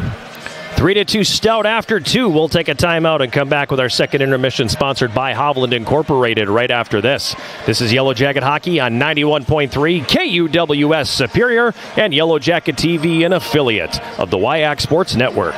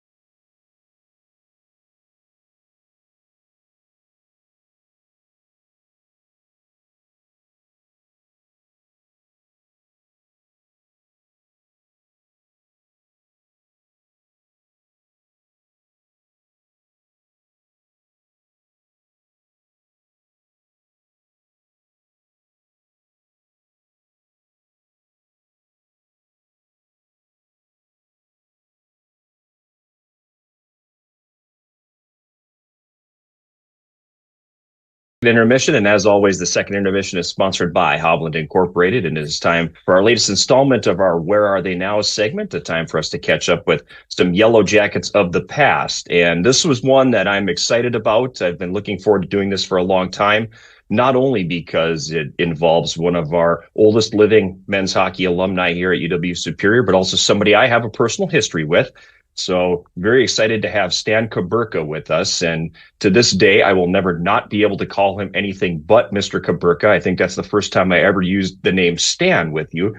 But at any rate, I've been retired for a number of years. You were a teacher in the Chisholm School District. You were my 7th and 8th grade algebra teachers. So talk to us a little bit about how teaching came about for you, how you decided that was going to be the career for you, and how you ended up in Chisholm. Well, I started out in junior college and got interested in math. And there's a good math teacher there, and she got me interested into going into teaching. So I've followed through on that and got my degree from UW-S in education. I went to Wittenberg, Wisconsin for 2 years, and I came back to Chisholm in 1960. And been taught in Chisholm until 1991 when I retired at the age of 55. I retired at 55 because when I went in for my physical, the doctor, Dr. Hick, told me, he said, Stan, you got 2 choices. I said, what's that? He says, either you're gonna teach or you're gonna die. So I took the retirement instead. So I guess it makes it that's a pretty easy choice, I would think. Yeah, it was. Yeah, it was an easy choice. Yeah. So I retired in 91. Clearly that 35 years later, you made the right choice because you're still with us. Right. Yep. Enjoying every minute of it now too. So. And I suppose one of the cool things about being in a small town like Chisholm too is you get generations of families that you get to teach, especially in the mining country up there. Because I'm not sure. Did you have my parents as well? I know you taught my sister. You had me. Did you have my parents in school as well? Yes, I did. So I can't imagine how many different families you had where you had parents, and then their kids. When our first classes up there, I had 160 kids in classes. That's when Chisholm was really booming. So I I had 160 kids in class for each year for about 10 years. So then it started going downhill again. But yeah, and I walk into Tom and Jerry's, and they all look around, and almost all my former students. So. That's incredible. So talk to me a little bit about hockey, because it was probably 10 years ago when I finally realized that you played hockey, number one. Yeah. Number two, you played hockey here. Number three, you were a goaltender. So talk to me a little bit about your life in hockey. Well, I played a little bit in high school, not much. The coach, I was a little bit older, and the coach wanted a younger guy in there, so he took another kid and played more hockey with him. But then I went to junior college. They didn't have hockey, but then decided to go to UW-S because I heard that they were starting a hockey program there. And Rocky Lucarelli came with me, and we were roommates. We played hockey in UW-S. We had as a goalie, we had no. I wore a stocking hat and very few pads, but we had a good time. We had a good bunch of guys. We didn't win anything, but we had a good time. We were all good friends, and we had a good time. Hockey was fun for us. So, and we had a good coach, Doc Tyson. He was a chemistry teacher there. He was our coach. And every Friday before we'd go on, he and his wife would have a spaghetti dinner for us over there at his house. So it was fun. Good time at hockey. Did I assume that there was no indoor ice at that time, so you played your game outdoors? Everything was outside. And no matter where we went, it was all outside. All the schools had outside rinks. And we had to... In between periods, we had to change. We had to scrape the ice and redo it, while the other team was sitting in their bus having a good time, resting up. But when we went to other schools, we saw that the other schools had guys that did that for them. So when we finally got back after about 3 or 4 games at home, we finally found a crew that did it for us. So otherwise, we had to do it ourselves. Did you wear a face mask as a goalie back then? No. No face mask, no helmet, nothing on my head except a stocking cap. Wow. What made you? I got hit in the head about 5 times. and yet you kept playing. Oh yeah, it was fun. Yeah, what the heck? So most of the hits were little glancing blows. So, but the worst one was I got a bump on my head, and I got that in practice from my roommate, Rocky Lucarelli. He hit me in the head with a puck, and I saw him that night in the room, and I said, "What the heck's the matter with you?" He says, "I can't help myself." He says, "When I come in on a goalie, I shoot for the head." So he was easy to stop after that. I just covered up my head. What made you want to be a goalie? Well, I started out skating as a wing, and I got banged into the boards a few times, and I said, "That's enough of that garbage."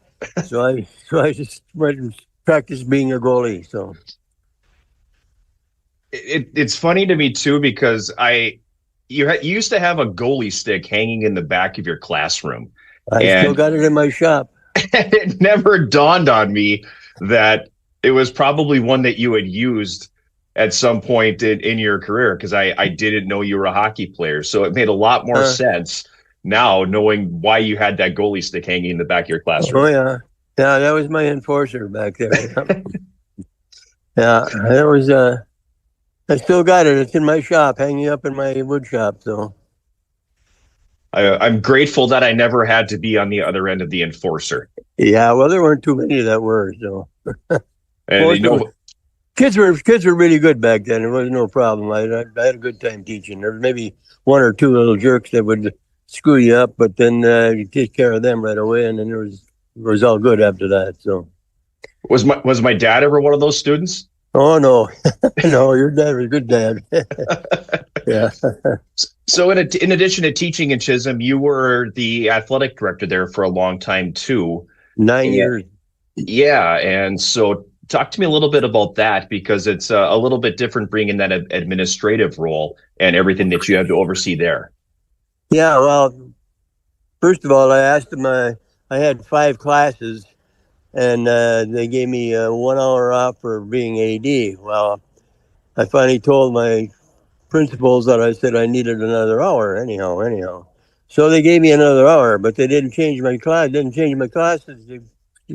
Instead of, I had 70 students at that time, and I still had 70 students in 4 classes instead of 5. So, but we had a good bunch of guys, Richie Olson and some of the boys, and we did it differently. We would always meet together at a place and do all our scheduling right there together instead of on computers. They're all on computers now, so I just they don't meet but once a year or something like that. We used to meet 3 or 4 times, and then we had a fishing, we had a golf tournament, and we had a fishing tournament that we all went to, and we had a good time with all the KC or all of our guys back there then. So I listened to you talk, and you talk with a lot of fondness about your time as the athletic director, and you talk about the same way with teaching in Chisholm and your time at UWS and everything. And it leads me to believe that you look back at everything and, hey, you have 0 regrets. No regrets whatsoever. Yep. I do it all over again. Same thing. Yep. It was fun. We were lucky to have a good bunch of guys for hockey, and we got along together good, and we had a good time. That is Stan Kaburka, Mr. Kaburka, who I believe is the oldest living men's hockey alumnus here at UW-Superior, and still to this day one of the most intimidating men that I have ever been around in my life. He scared the life out of me as a teacher because he's a big man. He's a tall guy, and he's got a big voice. And he would scare the heck out of you when you came into that classroom. So you knew on day 1 of classes, these are the lines and I better not cross one. Otherwise, the enforcer, as he referred to it, might be coming off that nail in the back of the room. And the enforcer was no joke, okay? Because it's a goalie stick without a blade on it. He sanded down the bottom of the paddle, the shaft, I mean, and he drilled holes in it. So there was no wind resistance if he had to swing that thing. Really happy I was never on the receiving end of the enforcer. I can tell you and I both grew up on the range. I had the exact same experience in middle school. You may remember Bruce Larocque, the former coach at Grand Rapids, also played college hockey at St. Cloud State, and his father was one of my teachers, and he had a similar enforcer with holes drilled through it to minimize air resistance. And yes, fortunately, he liked hockey. I liked hockey. We got along great. I was a good kid, but yeah, I never wanted to meet that enforcer. And yeah, it brings back some memory of those old school teachers. And it's so interesting because you can remember what your impression of them was then as a little child. And now when you're able to connect with them again as an adult, it's just amazing to see how time passes. It goes quickly. I mean, when he said he retired in 1991, I was still in high school. So I didn't realize that my senior year he was no longer teaching. I didn't realize that. And I had since moved on from his classes. He taught basically algebra and advanced algebra. And he taught in what is, at the time, was the junior high school, is now the senior high school. And most of my classes were in what is now the junior high school, but was then the senior high school. So, and in next year, there will be a brand new school, K through 12. So, congratulations, Chisholm, for the voters approving that, because they're getting this beautiful new building there. But I didn't see him at all during my senior year, and now it makes sense because he wasn't there. He had retired, but I mean, just an intimidating human being in every sense. And I texted my sister and just said, "You're not going to guess who. I'll give you 10 guesses. You will not. No idea who I just interviewed." And I told her, and her response was intimidating. That's a very good word. So wow. He's unbelievably nice man. And now at 90, he has mellowed some. You can still hear a little bit of spunk in his voice, but awesome to catch up with him. Great talking to him. Sounds fantastic. Still sharp as a tack and still intimidating. Every time you walk into Tom and Jerry's and you see him there in the afternoon, intimidating. And, we also talk about time passing in the sense of hockey. You hear the stories like that and think about a time, it's not really all that long ago. All the games were outdoors. 70 years. Yeah, it is that long ago. But, obviously we're still talking to this person. Right. And to see how the game has evolved. Yep. I mean, just the impressions that he would have looking at what we have in front of us now. Right. Compared to what happened in his lifetime and his experience. And just remarkable. I caught myself after doing that interview walking in on campus and going into a couple buildings and thinking he was in these buildings. Yeah. This building existed when he was in school here. He was in here. This building existed. He was in here. And it's just funny to think about it that way as 70 years goes by and thousands of students come through this university. And, yeah, that's a building he was in. Crazy to think about it that way. But it was awesome catching up with him. And probably my favorite Where Are They Now? I've done probably about 50 of these. And this was my favorite one. And so many thanks to Mr. Kaburka for taking the time to sit down and talk with us. And that was a lot of fun. But back to the news at hand here as we are in our second intermission, about 3 minutes away from the start of the third. Jackets were up 1-0 after one, and for about the first 10 to 12 minutes of that second period, things were not good. Yeah, it was all good just a week ago, and then things turned south, unfortunately. Yeah, Stout drew even at 6:36 of the period. Nicholas Stevens scoring his 7th goal of the season. Gunnar Moore and Cullen Diakawa got the assists, and this was one of these where the Jackets had some opportunities in the offensive zone, didn't take care of business. Stout shoved it right back. Right, and all I remember was ultimately ended up being a loose puck and a fairly wide open net to stuff it into. So not a lot of difficulty there for Nicholas Stevens to score his 7th, and it was tied at 1 at 6:36. Just over 2 minutes later, Arep Sidorovich, beautiful goal to put Stout in front. Yeah, fantastic goal. Gave him the lead, gave him the momentum, and they just continued to build on it from there. Yeah, he carried it down and started to cut across from the right wing board and held it and held it and held it. And the D didn't close on him and just gave him space, which huge no-no. You don't want to give a guy like him time and space, and that's exactly what they gave him. And I think he knew if he just rode it out long enough, he was going to get Jan Skorpic down and out, and that's exactly what happened. Right, yeah, Skorpic came out and played it aggressive, as he should have, but, I mean, you can only stay with a guy for so long. If he's going to have unlimited time to hold it going across the slot, you can only stay with him for the first couple. Gunnar Moore had the assist on that one. It was 2-1 Stout. Then it went to 3-1 at 11:57 as the Yellow Jackets kind of fell asleep a little bit in the defensive zone, and Brendan Boyce was all by his lonesome in front. Yeah, and at that point it was just like fire wagon hockey, and I remember saying, it's probably not, the coaches probably aren't loving this because they're kind of trading chances at that point, and it was with a team that you don't necessarily want to get into that kind of horse race with right now. That coming at 11:57, Tyler Pfister and Hayden Stocks the assist on the 4th of the year for Brendan Boyce. 3-1 Stout at that point. And then the Yellow Jackets were finally able to stop the bleeding late at 16:34, the captain with his 3rd. Gigantic goal. It was the second of 2 stuff-type tries that we saw. An earlier one from Dauphiné. This one from Pettersson went in. Just cannot overstate the importance of that goal, giving the Jackets some momentum and getting them back to within 1 goal. And from that point, the Jackets were good. Yeah, it was like they believed that they could win the game again. Yeah, they got a power play shortly after. They were able to keep the puck in the offensive zone a lot. They had a couple really good looks on that power play. They had a couple really good looks in that final minute after the power play had expired. So that goal by Colin Pettersson was a real shot in the arm. Absolutely, and now you come in, it's a one-shot game. You just want to stay patient, but also play with urgency. And I know that sounds like kind of a contradiction, but you don't need to take crazy chances, and that's the part about staying patient. You want to stay within the framework of what your game is with this team, but you also need to come out and play with urgency, make sure you're getting pucks to the goal, and not sitting back and losing 2 or 3 shifts in a row, because it's going to get late real early if you do that. Shots in the second period favoring Stout at 12-10. They're 20-20 for the game. A fresh 20 is on the clock. And we're underway here at the start of the third period with the Yellow Jackets, who are attacking from left to right across your radio dial or computer screen or smart TV or tablet or phone or whatever you're watching this game on. Puck is in the offensive zone right now, but Stout quickly coming back as Peugeot gets the red line and dumps it into the Yellow Jacket zone.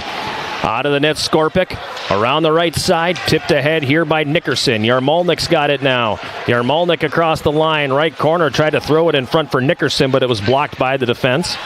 Nickerson on the right wing, carries it down to the corner. He's pinned to the boards. Yarmolnik in there to help out. He's got the puck right corner, then he gets shoved on the play. Jackets regain control down low. A centering feed in front for Setter doesn't go. Now the puck, Tyrrell gets it to the line, but it's kicked out of the air by Danziger. That's why you play that soccer before the game. Stout regains control. Tyrrell will dump it in. Tyler Ryder chases it down for the Yellow Jackets here, and he's going to start it up ice. First minute gone here in the third period. Stout leading 3-2. Yarmolnik for the Yellow Jackets. Over to the right wing side, Danziger. Now in the middle, Kagawa. Mishandles and loses the puck. Now he gets it back. Settles it down and tried to feed it over to the right wing for Pettersson, but that one doesn't go. Now Pettersson pokes it into the zone and gives chase. Connor Mariner there as well. They collide in the right wing corner. Kagawa in there to dig away for it here. Kagawa gets loose, kicks it up the right wing boards. It comes up the wall. Pettersson loses control, and Terrien sends it back the other way for Stout. Onto the right wing for Stevens, and he'll dump it in. Terrien picks it up along the end boards. Whitehouse takes him into the wall. Now behind the net, Dauphiné. He's pinned by Stevens. Really good pileup. It's not you, Jason. They're bumping where the mic is on the glass. Now Brennan picks the puck up, and he'll start it back the other way. Saucer pass, shoulder high. Is no way that Kagawa could field that one, and it's going to be icing on the Yellow Jackets. I don't mind that pass because you're trying to spring Kagawa in that situation, but it can't be shoulder high. Yeah. You got to give it somewhere where he can make the play on that. Or it's got to be soft enough where he can skate into it, and that one was neither. A little more touch. Face off to the right of Skorpic with 18:03 to go in the third period. 3-2 Stout leading. Same two teams tomorrow here at Westman Arena. 7:05 face-off, 6:30 pregame show. Second game of our hockey doubleheader. More on that in the postgame show. Gunnar Moore chases it down. Colin Pettersson runs him into the end boards. Pettersson took the worst of that hit. And Stout was able to make the play and come back on the attack.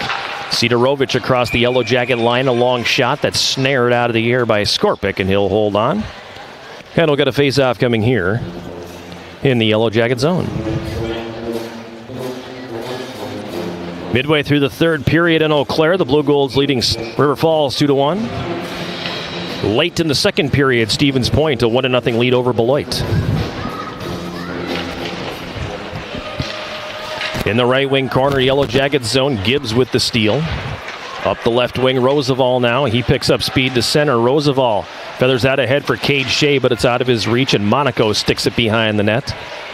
Left wing corner, Stout zone, Roosevelt down low for Shea. He carries up the boards. It's swept off his stick. Gibbs steps into it and feeds it into the left circle for Riddle. And he tries to stick handle. That gets broken up. Comes out to center ice and back the other way, Stout. Headman pass knocked out of the air by Riddle. Roosevelt pokes it down into the corner, and it's going to be a hand pass on the Yellow Jackets. As Roosevelt gloved it but was not able to get a stick on it. And we're going to get a face-off here in the neutral zone. Good effort by Roosevelt. Taking a hit to make the play. Unfortunately, like you said, just wasn't able to get his stick to the puck after he gloved it down.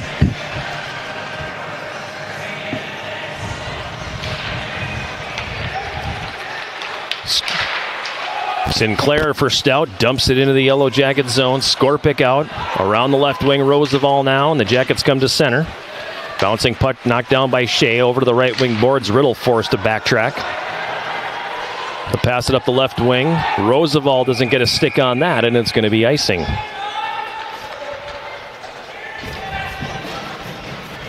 Tough angles there with Riddle trying to regroup that with speed through the neutral zone. I think what he wanted to do was be able to pick up speed and see a lane and keep it.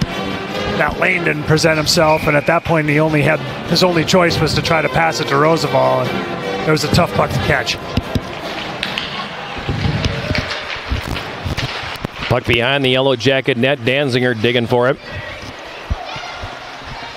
Tries to push that one up the boards. It's not going to come out.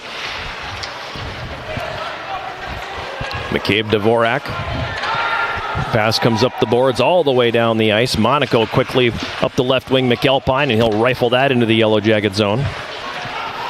Picked up by Liam Whitehouse now. Whitehouse sends it up the right side out into the neutral zone. Puck is going to come back behind the Yellow Jacket net. Larson goes down very awkwardly into the end boards. He's down, shot tipped in front, and the save is made by Skorpic. Larson back on his skates. Doesn't appear to be any worse for the wearer, and that's a good thing because, boy, he went in awkwardly. Stout buzzing all over the Yellow Jackets here right now. Now there's a steal by Reed ahead for Tuo Mioksa. He'll feather that a pass through the defense, but Reed unable to get a stick on it. Puck is in the left wing corner. Stout zone. Peugeot comes out with it, and he'll send it back to neutral ice. Dusty Bergstrom for the Yellow Jackets over to the right wing, but the only one who gets a stick on it is Boyce. Comes back across the Yellow Jacket line, Terrian. He's hooked down on the play by Nickerson, but play continuing on, and back the other way now, Yarmalnik. Yarmalnik across the Stout line, drops it for Setter, a long shot.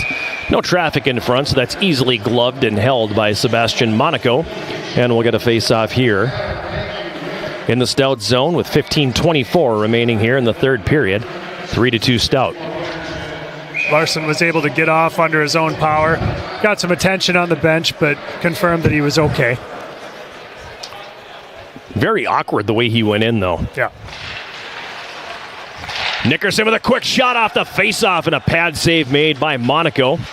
Big check in the neutral zone as Bergstrom flattens his man Stevens, and back the other way the Jackets send it in. Sinclair turns it over behind the net now. The Jackets have it up top. Left point Bergstrom, right point Gibbs takes the shot, deflected, it misses just wide. Clearing attempt held on the left side by Bergstrom. Sinclair gets it back for Stout, and he'll pass that one ahead, and the puck comes to center. Mariner trips over the blue line, gets back up and feeds it on the left wing. Terrian, the shot coming from Mariner in the left circle, hits traffic in front. Now the puck driven back deep. It comes behind the goal over to the right wing corner. Bergstrom up the boards for Setter. He tips it to neutral. Cadu Fredette for Stout, right back the other way. Dumps it into the right wing corner. Sidorovich for Stout. Tied up along the boards. The puck comes free. Setter's got it. The sophomore from Calgary sends that one ahead. Pettersson giving chase. He'll win the race to it, so there is no icing. Pettersson along the end board. Tied up there by Cadu Fredette. Dauphiné in to help out. The pass gets past Kagawa. 2-on-2 the other way they come. Pass ahead across the Yellow Jacket line. Bermanis couldn't get a stick on that, and the Jackets back on the attack the other direction. Danziger across the Stout line. Drops it for Kagawa. Kagawa on the right wing board. Loses the handle on the puck, then whiffing on the shot was Danziger, and Stout back the other direction. Sidorovich gets around Ryder. Puck comes into the right wing corner. Yellow Jackets' own centering feed in front, and the shot taken by Schofield goes wide. Now on the right wing boards, Pettersson for the Yellow Jackets crosses the red line and sends it in. Puck is going to come back down behind the Stout net. Yellow Jackets changing personnel, and Pfister sends it over on the left side for Boyce. Ahead on the left wing, Vanden Heuvel sends it into the Yellow Jacket zone. Bergstrom behind the goal. Ahead on the left wing, Roosevelt. Roosevelt flips it in, Shea giving chase. He'll pick it up on the right wing side. Plays it up the boards now for Riddle, who gets knocked down, loses the puck, and the Blue Devils have it coming back the other direction. Across the Yellow Jacket line. Sinclair with the shot taken from the right wing. A stick save made by Skorpic. And we'll get a face-off here in Yellow Jacket territory. 13:06 to go, third period. 3-2 Stout. Not a whole lot of high-danger chances either way here through the first 7 minutes of this third period. Stout very comfortable playing that third guy high right now. Basically no odd man rushes, you know. It's like the doubles defense in baseball. Right. Nothing going to beat you that way, so you're going to have to earn your chance some other way. At center, Roosevelt knocked down right in front of the scorer's table. He's a little slow getting back to his feet. Meanwhile, Hayden Stocks carries it into the Yellow Jacket zone on the left wing. His shot hits the outside of the net. Stocks gets it back. Stocks on the right wing. Able to hold the line there and throw it to Tyrrell in front. Now Stocks gets it back left circle. He's taken into the boards by Gibbs. The puck played back behind the Yellow Jacket net. Peugeot's got it on the right wing boards. He'll cycle that back down low behind the Yellow Jacket net where Tyrrell's got it. He's pressured by Ryder. Peugeot on the right wing boards. His pass hits a skate, and Carson Riddle's going to go back the other direction. Riddle, 1-on-5 right now, gets the red line and softly plays it into the Stout zone as the Yellow Jackets change. Diakawa, nice move to get away from the forechecker. Now it's turned over, but then poke checked away from Larson and Terrian back the other way. Across the Yellow Jacket line, his pass intercepted now, and Tuomioksa up the right wing with speed. Rupe Tuomioksa pulls up in the right circle but loses the puck. Terrian's got it back for the Yellow Jackets now, and he'll reverse it behind his net. Sinclair's pass knocked down by Tuomioksa. In the neutral zone, Bergstrom runs into Stevens, a good stiff check there, and the puck comes back to Diakawa, to Terrian, over to Stevens' right circle. Tried to stick handle it and get it into the blue paint, but Skorpic gets out and covers. And the faceoff coming here in the Yellow Jacket zone. Bergstrom lowered the boom on Stevens there. Stevens went down, but unfortunately Bergstrom's gone to the bench hurt though. Bergstrom going off. Looks like a little dinged up. Upper body related, not head, but Andrew Larson also appears to be a little hobbled going off the ice here, but Bergstrom waving off trainer Ben Casper. Quick shot off the faceoff taken by Bermanes, blocked, and the Jackets back the other way with Setter. Up the right wing into the Stout zone. Setter on the half board. Passes it down into the corner for Nickerson. Nickerson back for Setter. Setter tied up in the right wing corner. Yarmolnik in to help out. Now the puck worked free in the corner. Good board battle here. Stout comes away with it, however, and they'll come back 3-on-2. Sidorovich across the line for Boyce. His shot from the right circle deflected. And that ends up in the netting. And a faceoff coming in the Yellow Jacket zone. Really good board battle down there. Yeah, and a great pass off the boards by Stout to initiate the quick transition the other way. One pass right on the tape, and everything's going the other direction very quickly. Face off in the Yellow Jacket zone to Skorpic's left. The Blue Devils have it.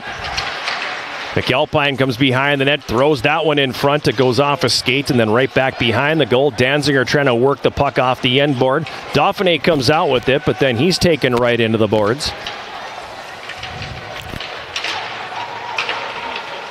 Now Dauphiné comes out of the pile with the puck and starts it up ice with speed. Justin Dauphiné to Kagawa on the left wing. Back for Dauphiné going to the net, but it was out of his reach. Penalty coming on Stout as they clipped Colin Pettersson with a high stick. And the Jackets are going to go back to the power play. I think it's going to be McAlpine. I think so.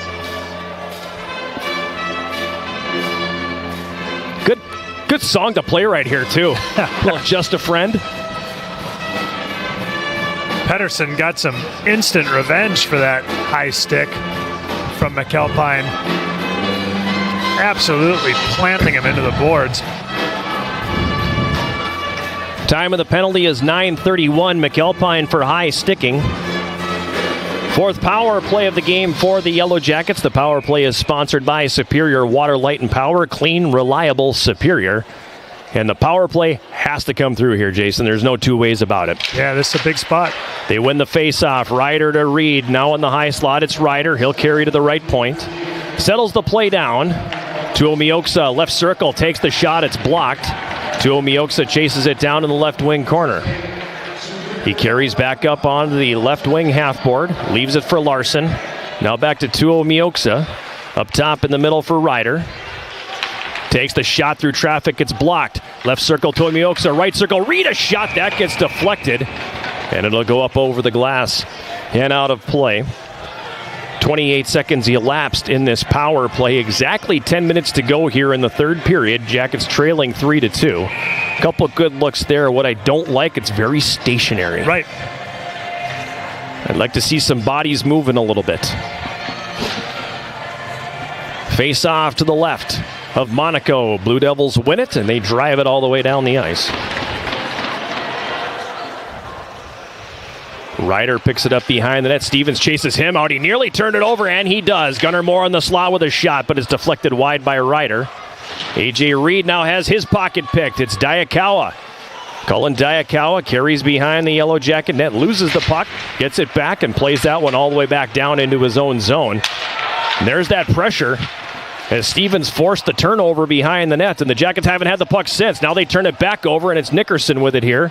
Nickerson right wing corner, leaving it for Riddle with 50 to go on the power play. At the right point, Bergstrom walks it to the middle. Back over, top of the right circle. Carson Riddle takes the shot. That one gets through, and a save made by Monaco. And it's going to go off the glove of Bergstrom out into the neutral zone. Across the Yellow Jacket line, Vanden Heuvel. Nifty drop pass as he leaves it for Dauphiné, who comes back the other way. Up the right wing, it's Dauphiné. Goes behind the net. Nickerson has it there. Over to the left wing side now, Dusty Bergstrom. Back down to Riddle, left circle in the slot. Dauphiné fires, and the save is made by Monaco. That one got up on him in a hurry. On the right wing boards, Gibbs for the Jackets. 15 to go in the power play. Gives it to Bergstrom at the left point. Now to Jordan Gibbs. Back to Bergstrom. Into the bumper position for Dauphiné, but Stout reads that well, and Sidorovich is going to clear it all the way down. That'll do it for the power play. Good looks by the Jackets. Unfortunately, they are sitting at 0 for 4 and still down a goal. On the left wing, this is Setter across the Stout line. Takes the long shot. That's going to be deflected. And will go over the glass and out of play. Have you downloaded Swarm Central, the official rewards and loyalty app of the Yellow Jackets? Get started and receive 200 points for registering and 200 more for downloading the app. Add points by attending games, uploading photos to the Crowd Cameo, redeem points in the Swarm Central store for t-shirts, coffee mugs, playing cards, stickers, and more. Find Swarm Central in the Apple and Google stores today.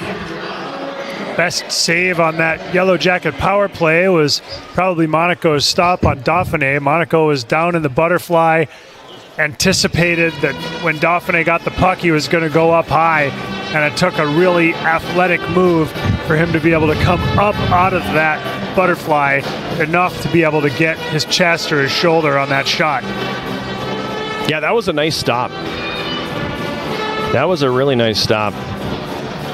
And yes, a good Yellow Jacket power play. Again, agree with your comments, though. It was a very stationary power play, but they were able to generate some chances, some shots, so that's good, and had a bit of possession.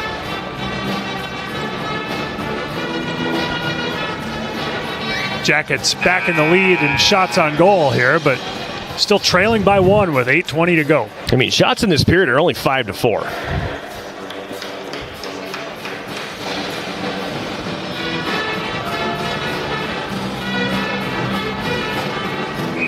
Offensive zone faceoff coming to Monaco's right. Yarmolnik in to take the draw here for the Yellow Jackets against Peugeot. Controlled by the Jackets. Danziger takes the shot. It was blocked and ends up in the right corner. Whitehouse pinches down from the right point to hold the zone. Now it gets past him, but Cade Shea is able to flick that deep. Sinclair behind the net, his pass broken up. Mariner recovers, however, and feeds Stocks ahead to center, 3-on-2. Over to Peugeot on the left wing, back for Stocks. He'll carry it all the way to the left point, then send it down low. It's going to ride the boards all the way around. Carried behind the Yellow Jacket net now. Sinclair sends it up top. Kadju Fredette has his shot, catches teammate Peugeot in front, and the Yellow Jackets send it back the other way. Icing waved off. Peugeot very hobbled going back to his bench as he was on the business end of that one. And he's having a hard time just getting off the ice right now. 7.5 minutes to go, third period, 3-2 Stout leading. In the neutral zone now, back come the Blue Devils with Diakawa. He mishandles, Larson regains control, Jackets the other way, 3-on-2. This is Larson across the line on the right wing. Tuomioxa left circle, stick handles, and has the shot blocked. And the Blue Devils are going to come back the other way. Can't dust that one off. You got to shoot. In the Yellow Jackets zone, Gibbs. Now over for Ryder. His pass off the stick of Larson, but he was on his own side of center, and that's going to be icing. We saw the same thing on the power play, too. Catching that pass and just not quite the ability to be able to get it off the stick quickly. Have that little extra dust off, little extra handle, or you even just have to take that extra half a second to corral it and make sure you've got it on the blade in the sweet spot.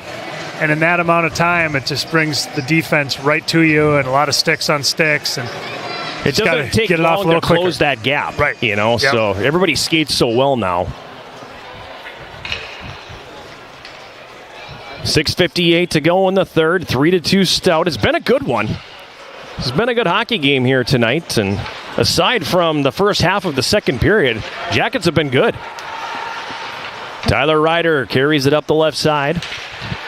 Cuts it to the middle now, crosses the Stout line. Drops it for Larson right circle. That shot blocked, and it's going to carry him up in the air. Ends up in the left wing corner. Larson had it for a moment, then it's taken from him by Sidorovich. Behind the Stout net, Sidorovich. Pressured there by Kagawa. Kagawa forces the turnover. Puck's free behind the net. Stout recovers.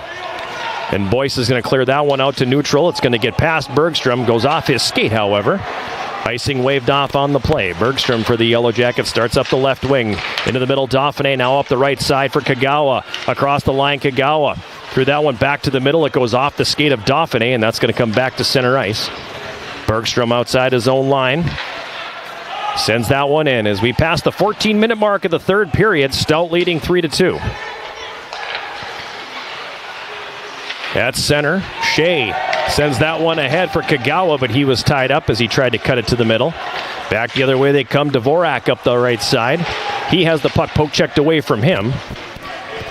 Danziger with it. Up the left side for Roosevelt, but that doesn't go, and now it's Cade Shea carrying it to center. Shea across the red. He flips it into the Stout zone. Roosevelt picks it up behind the goal.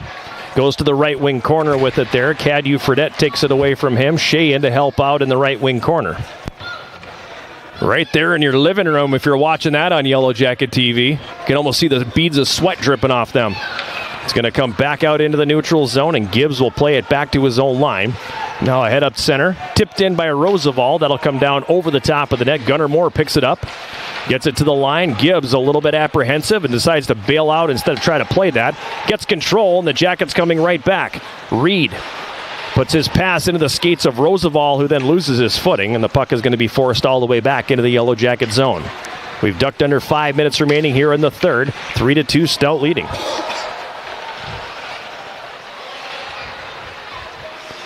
In the neutral zone, Bergstrom.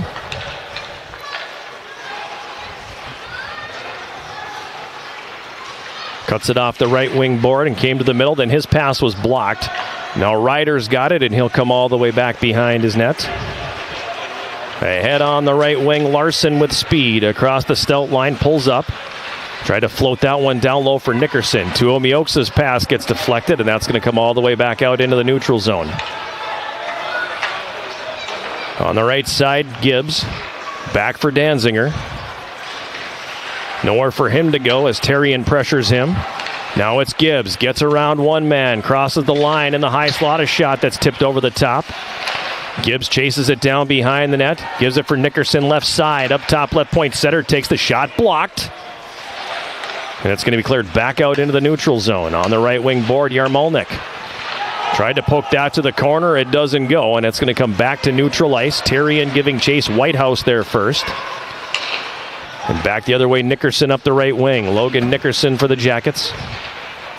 Gets it for Blake Setter, who drives the net. Takes the shot, and he misses high and wide. Had a good look there. Great look there as he drove it to the net, and that's one that can't miss because the carom comes all the way back into your own zone. You give him a free breakout. Now the pass ahead for Pettersson at center. It's out of his reach. They call icing, but I feel like the captain was ahead of the play on that. He gave it every effort, that's for sure. The faceoff will come back in Yellow Jacket territory, but I know you're trying to pick a corner in that situation, but you got to be aware that if you miss the net, it's going to break the other team out, and you're going to end up having to go 200 feet again. You know, I'd rather have you see it hammer it into the goaltender there and try to get a rebound or create something in the crease. Yeah. Tyrrell falls down but plays it over to the left or right wing boards, The shot by Pfister goes wide. Liam Whitehouse for the Yellow Jackets has it right side. Yarmolnik battles it up the wall. It's not going to go. Second attempt, that gets blocked. Stock's battling for it, but Pettersson takes him into the boards and the puck comes to center ice. Pfister on the right wing boards. Flips that one in. Circling the net here, Whitehouse ahead for Colin Pettersson on the right wing. Pettersson had to try to settle a rolling puck down, and the Yellow Jackets are offside. Kagawa just realizing it now. He bails out, and Stocks will start up the left wing. Dauphiné pressuring him. Stocks plays it up the boards. Gibbs knocks it down and drives it back into the Stout zone. 2.5 minutes remaining here, third period. Stout leading 3-2. Cullen Diakawa up the right wing. Has a poke checked by Gibbs. Gibbs has had a good game tonight. Yeah, that was a nice poke there.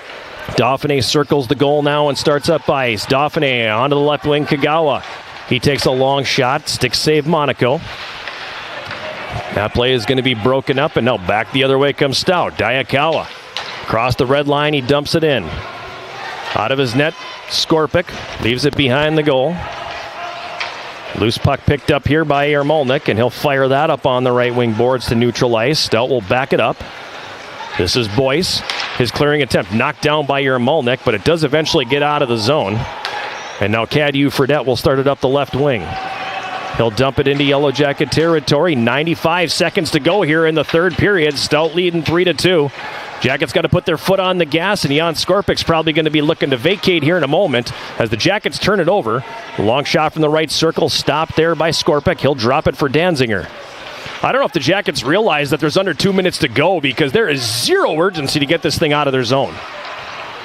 Finally, A.J. Reed picks it up, and he'll start it back the other way. Gives it to Yarmolnik on the right side. Across the red, he dumps it in. Doesn't get it deep, and Pfister is going to clear it right back out. Now Gibbs again up the left wing. His pass intercepted. Sidorovich back across the line. Snaps a shot from the right circle. Save made by Skorpic. Behind the Yellow Jacket net, Gibbs pressured by Stocks. Leaving it for Yarmolnik. Now up the right wing for Reed. Rink wide feet on the left for Bergstrom. He crosses the Stout line. Bergstrom tied up. Doesn't get it to the corner. It comes to Dauphiné. Long shot. Catches Bergstrom in front. He takes the shot, and that one's kicked away by Monaco. Up top right point. Gibbs a shot goes wide. Pedersen in the left circle. Fires, and that one's blocked in front. And the Blue Devils send that all the way down and in.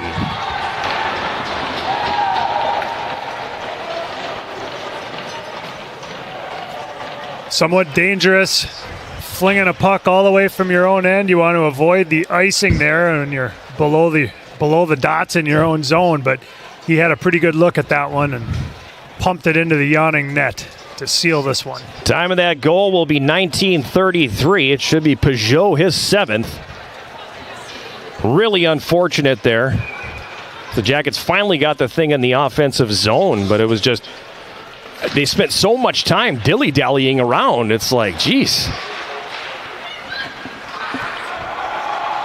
Puck set. Scoring the unassisted open net goal was number 25, Nicolas Pigeon. So Peugeot with the goal. And Stout's going to pick up the victory here tonight. Very unfortunate ending here. And really the whole works here came off the rails in the second period as the Jackets came out extremely flat. And at the end of the day, all that matters is Stout gets 3 points.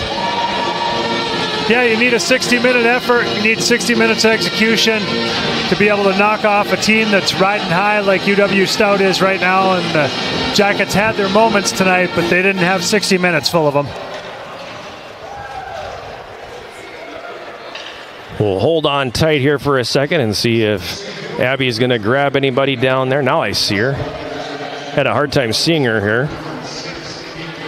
Yellow Jackets will salute the home crowd, several of which made the early departure for the exit when they had the opportunity to get out.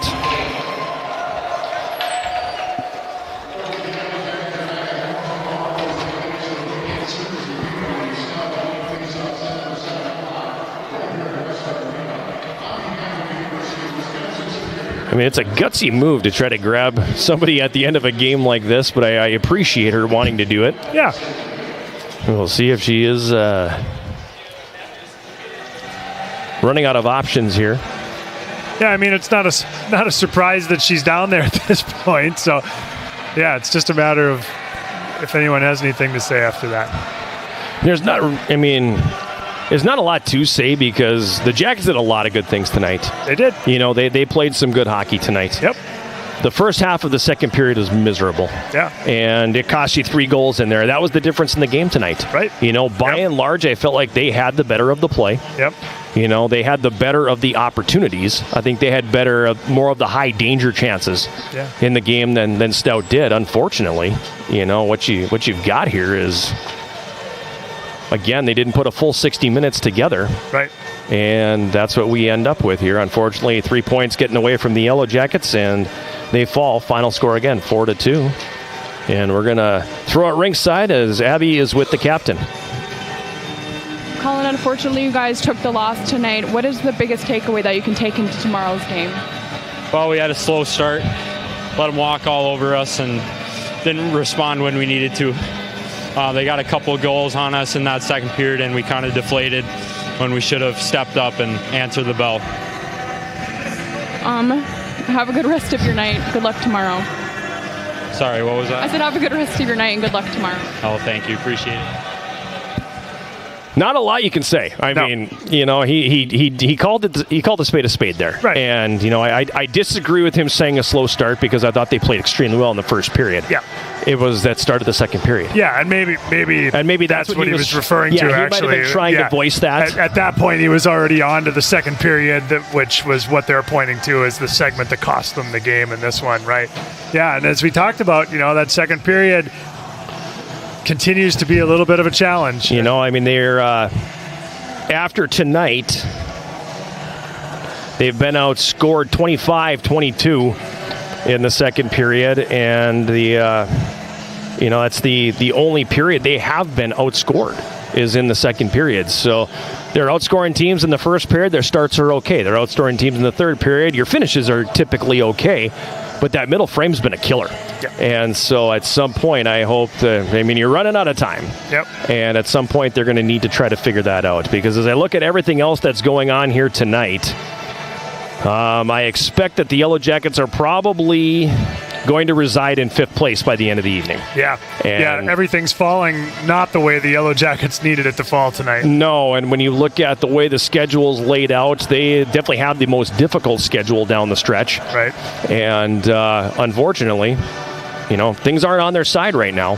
And unless you can start to figure some things out, and they've had a hard time figuring things out for the most part, unless they can start doing that, you're going to be the 5. And, tonight when you've got most of your team back in the lineup, so that was a great thing to see.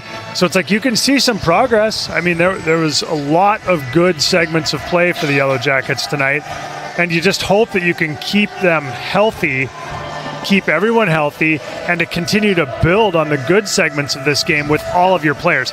Because at this point, that's all that's left for this team, is really seeing what can happen with all their players in the lineup. Yeah.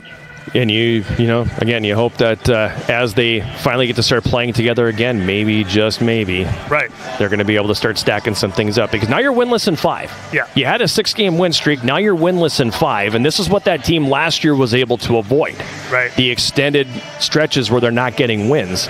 And now this year, you've had a 5-game stretch here where you've only accumulated a few points. Yeah. And it's going to be your demise. Yep. Assistant coach Brian Meisner in the house. Yeah. Thanks for the nod there. I appreciate that. 4-2 loss here tonight, and start of the second period doomed you. Yeah. Terrible. No, just, can you hear me? Yeah, we got you. I was just turning the crowd mic up. And, that's how we lost the game. Yeah, you really look at it. There was like a 6-minute segment of the second period that basically was the ball game in this one. We just lost all ability to think and play at the same time.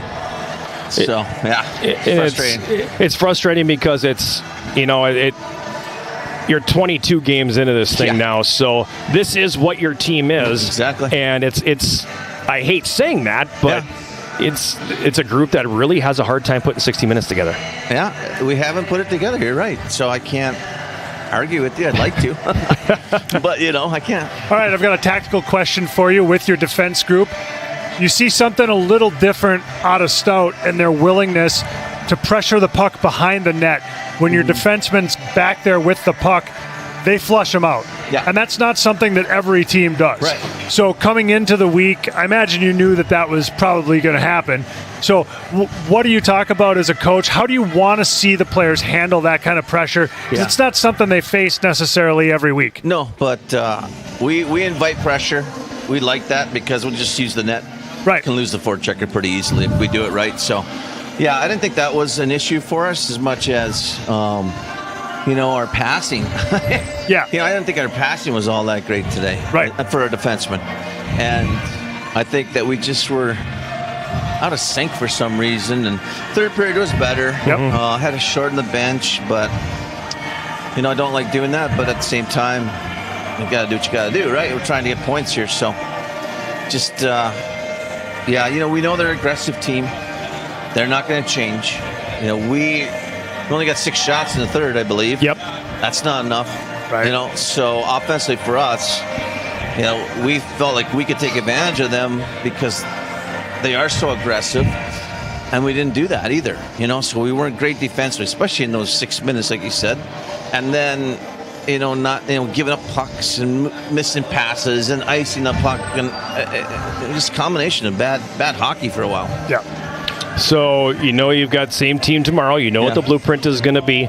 These 3 points are crucial because huge. You're most likely dropping into 5th place now. Right. And unless you get those 3 tomorrow, there's a really good chance that's where you're going to be. Yeah. And you're going to be going on the road in the first round. So how do you regroup from this? I know I feel like I'm asking you that same thing every single week, every single game. How do you regroup from this? Yeah, we are who we are, right? So I think it's a great question. I think if we had the answer, we would have figured out how to play 60 minutes by now. We haven't, and it's frustrating because I've said that word enough, but it's heartbreaking because we, as Coach said, it's up to the guys in the room. We can't play, and so we're basically telling the guys, we're 22 games. It's your team here. We're going to go as far as you want us to go. Mm-hmm. And I've been on championship teams. That's the same message, right? And those guys took that, right? So I'm hoping that these guys respond to that. We did in the third, but again, no, not enough. 6 shots, not enough to tie the game. So, yeah, it's just going to be a battle. It's a mental battle first. It's a mental battle because of the stuff we've gone through. I almost swore there, Gars, but I stopped. I appreciate that because it's a family program. I know. The stuff we've gone through this year, it's very easy to get negative. It's very easy to, get down. It's very easy to say, oh, here we go again. And I haven't seen that on the bench, so that's a good sign.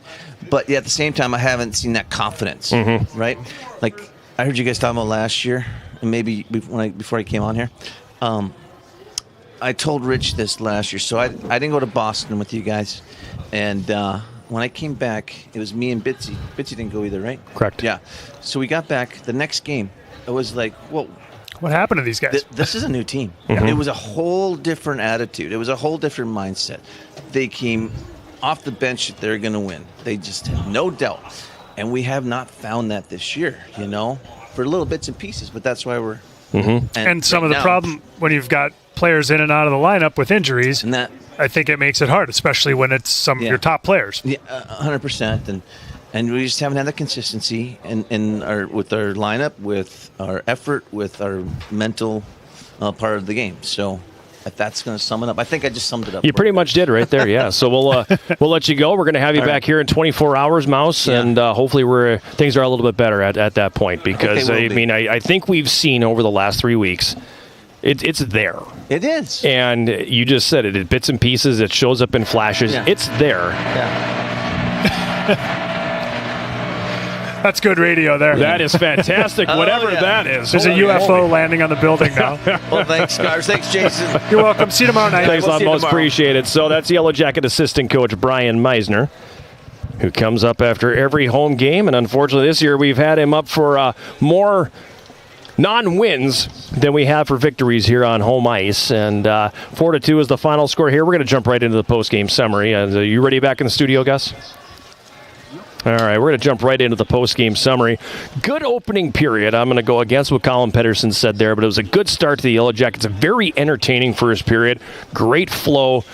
Great pace in the early going. I mean, 2 whistles, I think, in the first 7 minutes. It was a lot of fun. Yeah, absolutely. Echo all of those sentiments. Great start to the game, great flow, fun start. Jackets go shorthanded for the only time in the game late in the first period. Credit to them. The discipline was there tonight. They did a really good job with that. I'll say credit to the officials, too, because you talked about in the first period, they had a feel for things, and they didn't force themselves into the game. I thought they did a really good job with that throughout. Yeah, I agree 100%. Had a really good feel for the game, and we go back to the keys to the game at the beginning and what I was watching for in the special teams battle, and Yellow Jackets actually won it tonight. They win the special teams battle, and the reason they won it is because on that one power play they gave up, they netted the shorthanded goal. A neutral zone turnover by Daniel Roosevelt feeds it to Carson Riddle, his 8th of the season, forehand, backhand, 5-hole, puts the Yellow Jackets in front.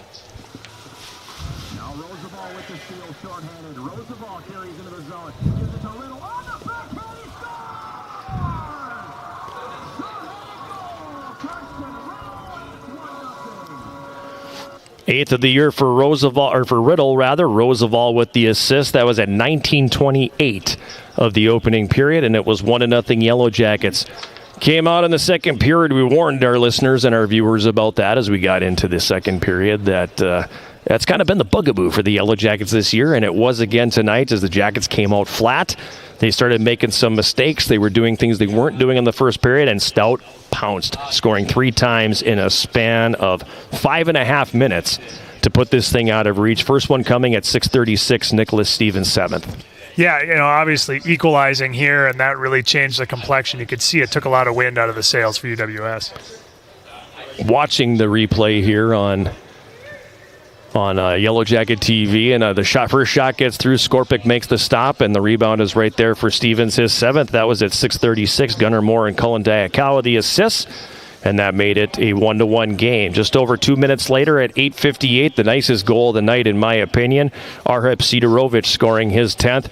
Waiting the Yellow Jackets out, and I think if the coaches look at this one, they're going to go, wait a second, guys. I mean, how can he stick-handle his way through traffic like that? And everybody just kind of backed off, and Danzy kind of made a play there that's very unlike him. And then you just waited out the goaltender. Pretty goal. And the other element of this is that it all starts with the UWS turnover. Correct. When they tried to enter the zone, they didn't get it in deep. They talk about the importance of doing good things at the blue lines, whether it's breaking up plays when they're attacking or when you're attacking. Make sure that you get the puck in deep and don't turn it over right around the blue line. Jackets turned it over just inside the blue line, and that fed an odd man quick rush going back the other way. 8:58 was the time of that goal. 2-1 Stout. It went to 3-1 at 11:57. Brendan Boyce scoring his 4th goal of the season. Tyler Pfister and Hayden Stocks had the assists. Yellow Jackets kind of, I feel like, got lulled to sleep here as they were chasing the puck a little bit. Boyce just kind of sidestepped the defender, was all alone in front. Yeah, and again, we talked about it in another segment, but 4-on-4 hockey here, and you go for the poke, don't take the body. Next thing you know, you're not goal side, you're on the wrong side of the player, and you're outnumbered down low, and then it ends up in the back of your net. 11:57 of the second period, the time of that one. That made it a 3-1 lead for Stout. Yellow Jackets slowly got their footing back, and then the captain scores a big goal and stopped the bleeding, and they got their momentum back a little bit. Yeah, absolutely. Huge goal, obviously, to bring them back within 1, but also to change the momentum of the game at this point. Colin Pedersen with the wraparound at 16:34 of the second pulled the Jackets to within 1. On the right wing side, this is Pedersen. The captain carries behind, comes out front, wraparound, and he scores! 3rd of the season for Colin Pedersen. Alexei Yarmolnik, I'll get it eventually, got the assist, and that was at 16:34 of the second. 3-2 Stout after 2. No scoring in the third period, and like Mouse said, you're down a goal, and you get 6 shots on net in the third period. You actually got outshot 7-6. So you're happy defensively because you didn't give up a lot of opportunities there, but you just didn't generate anything, only getting 6 shots on net there. And it says here that Stout had 14 blocks in the game. I bet 10 of those came in the last 5 minutes. Yeah, it felt like we were saying that a lot. Like a shot, doesn't get through. Yep. Shot, doesn't get through. It was just so hard to generate offense, particularly in the third period. I remember watching a few shifts for Iki Kagawa where it was just like, if you could just give him some time and space with the puck in the offensive zone, I guarantee he could create something. Mm-hmm. But there was just never any time and space, barely even in the offensive zone. I mean, it was so hard to just even gain the zone, let alone have space in the zone. So credit to Stout for doing a good job checking and locking things down. And when you're chasing the game, that's what happens. Right. Yeah, as you mentioned, there were times where they were able to dial back the forecheck a little bit and make it real difficult to advance the puck as well. Stout salts it away in the final minute. Empty net goal for Nicholas Peugeot, scoring from about 180 feet away. Unassisted goal for him. The empty netter makes it a 4-2 final score. Shots in the third period. Stout had 7 for a game total of 27. The Yellow Jackets had 6 for a game total of 26. Penalties in the game. Stout 5 penalties for 10 minutes. The Yellow Jackets 2 penalties for 4 minutes. And here it is again. Yellow Jackets 0 for 4 on the power play. And they had 6 shots on net on those power plays. So honestly, not a bad number for this group, because typically they don't get a lot of shots on net on the power play. But the power play has to come through there, especially in that last one. Yeah, unfortunate that they didn't score. On the positive side, I really did like, we saw more scoring opportunities, more shots on the power play than we've seen in a few games for UWS. So Jackets progress in that regard. Jackets go 1 for 1 on the penalty kill and score the shorthanded goal. So like you said, Jason, they do win the special teams battle, unfortunately. They don't capitalize on the power play, and they fall to defeat. Sebastian Monaco made 24 saves in net for UW-Stout. He is going to get the victory tonight. He is now 8-2-1 on the season. Jan Skorpik made 23 saves for the Yellow Jackets, and his record falls to 6-6-1. Stout 16-5-1 overall, 9-2-1 in the WIAC. They have 28 points. The Yellow Jackets are 11-9-2 overall, 4-7-1 in the WIAC. They have 15 points. And the standings not yet updated here. Stevens Point, with a minute to go, is still shutting out Beloit. So they are going to get 3 points. River Falls losing to Eau Claire in overtime. So they gain a point. So what does that mean? It means Eau Claire has 33 points. Stout has 31. Stevens Point will jump into third place with 17 points. River Falls will stay in fourth place with 15. The Yellow Jackets are in fifth place with 15 because UW River Falls has the tiebreaker. So River Falls has the tiebreaker on the Yellow Jackets. The Yellow Jackets and Stevens Point next weekend. Those could be huge points, too, depending on what happens tomorrow. But a lot could come down to that weekend series in Stevens Point. Yeah, absolutely. It sure seems to be lining up that way. Final score here again. You know what? Let's not even take the break. Let's just go right into the remainder of it here. So 3 stars. What do you got? All right. Third star, we're going to go UWS forward Colin Pedersen. 1 goal tonight on that wraparound. He was just so impactful. I mean, his numbers don't jump off the score sheet, but he just really makes a difference when he's on the ice. His physical play, putting pressure on the other team with that, scoring the big goal they needed to climb themselves back into this game. If he doesn't score that goal, this thing's over. We're not even having a conversation about the third period. Yeah, the third period is nothing. He brought them back with that goal at a key time, and those are the things you want your captain to do. So number 3, Colin Pedersen. Number 2. Number 2 star tonight, I'm going to go with Gunnar Moore from Wisconsin Stout. He had 2 assists, and in a night, there were a lot of guys on the score sheet, all told. A lot of guys with 1 point. Mm-hmm. Well, he had 2. He ended up with 2 assists tonight, so he finds his way into the 3-star show. All right. And as the extra defender, but, I mean, you called his name a lot tonight. He was highly involved as the extra defender. I mean, he had 10 assists coming into the game, too, so, I mean, he's that's not uncommon for him. Right. Not an accident. And we're going to go with the freshman, Arhip Sidorovich. That wasn't too good. Why don't you try it? Sidorovich. All right, Sidorovich. That's good. It's just another solid game. His 10th goal of the year, and he's an impact player. You could see that every time he was on the ice. He ended up with 6 shots tonight. So I mean, he was clearly had the puck a lot, drove a lot of the offense for him. You could have taken your pick. They had a few guys that were in that mold offensively. They have no shortage of those guys right now. But not at all. That goal he scored was a beauty. So there you go. Number 3 star Colin Pedersen. Number 2 star Gunnar Moore. And the number 1 star Arhip Sidorovich. Same 2 teams here tomorrow night at Westman Arena. 7:05 face-off. 6:30 pregame show. That game will be live on 91.3 KUWS and on Yellow Jacket TV. Second game of a hockey doubleheader tomorrow, as the Yellow Jacket women are home at 2 o'clock 2 o'clock face-off, 1:45 pregame show as they have the second game of their series with UW-Stevens Point. They dropped a game in overtime to the Pointers earlier this afternoon. So a couple losses here on home ice. Let's see if the Jackets can spin that around and pick up a couple of victories tomorrow. Want to thank the Gus Bus back in the studio at 91.3 KUWS. Bradley Lillis also our producer on site for Yellow Jacket TV. For Bradley, for the Gus Bus, for Jason, for Abby Hoffman, our rinkside reporter, this is John Garver reminding you final score here again tonight. UW-Stout picks up the big 3 points in the standings with a 4-2 victory over the Yellow Jackets. Thank you for making us a part of your Friday. Looking forward to having you with us again tomorrow night. Until then, good night from Superior.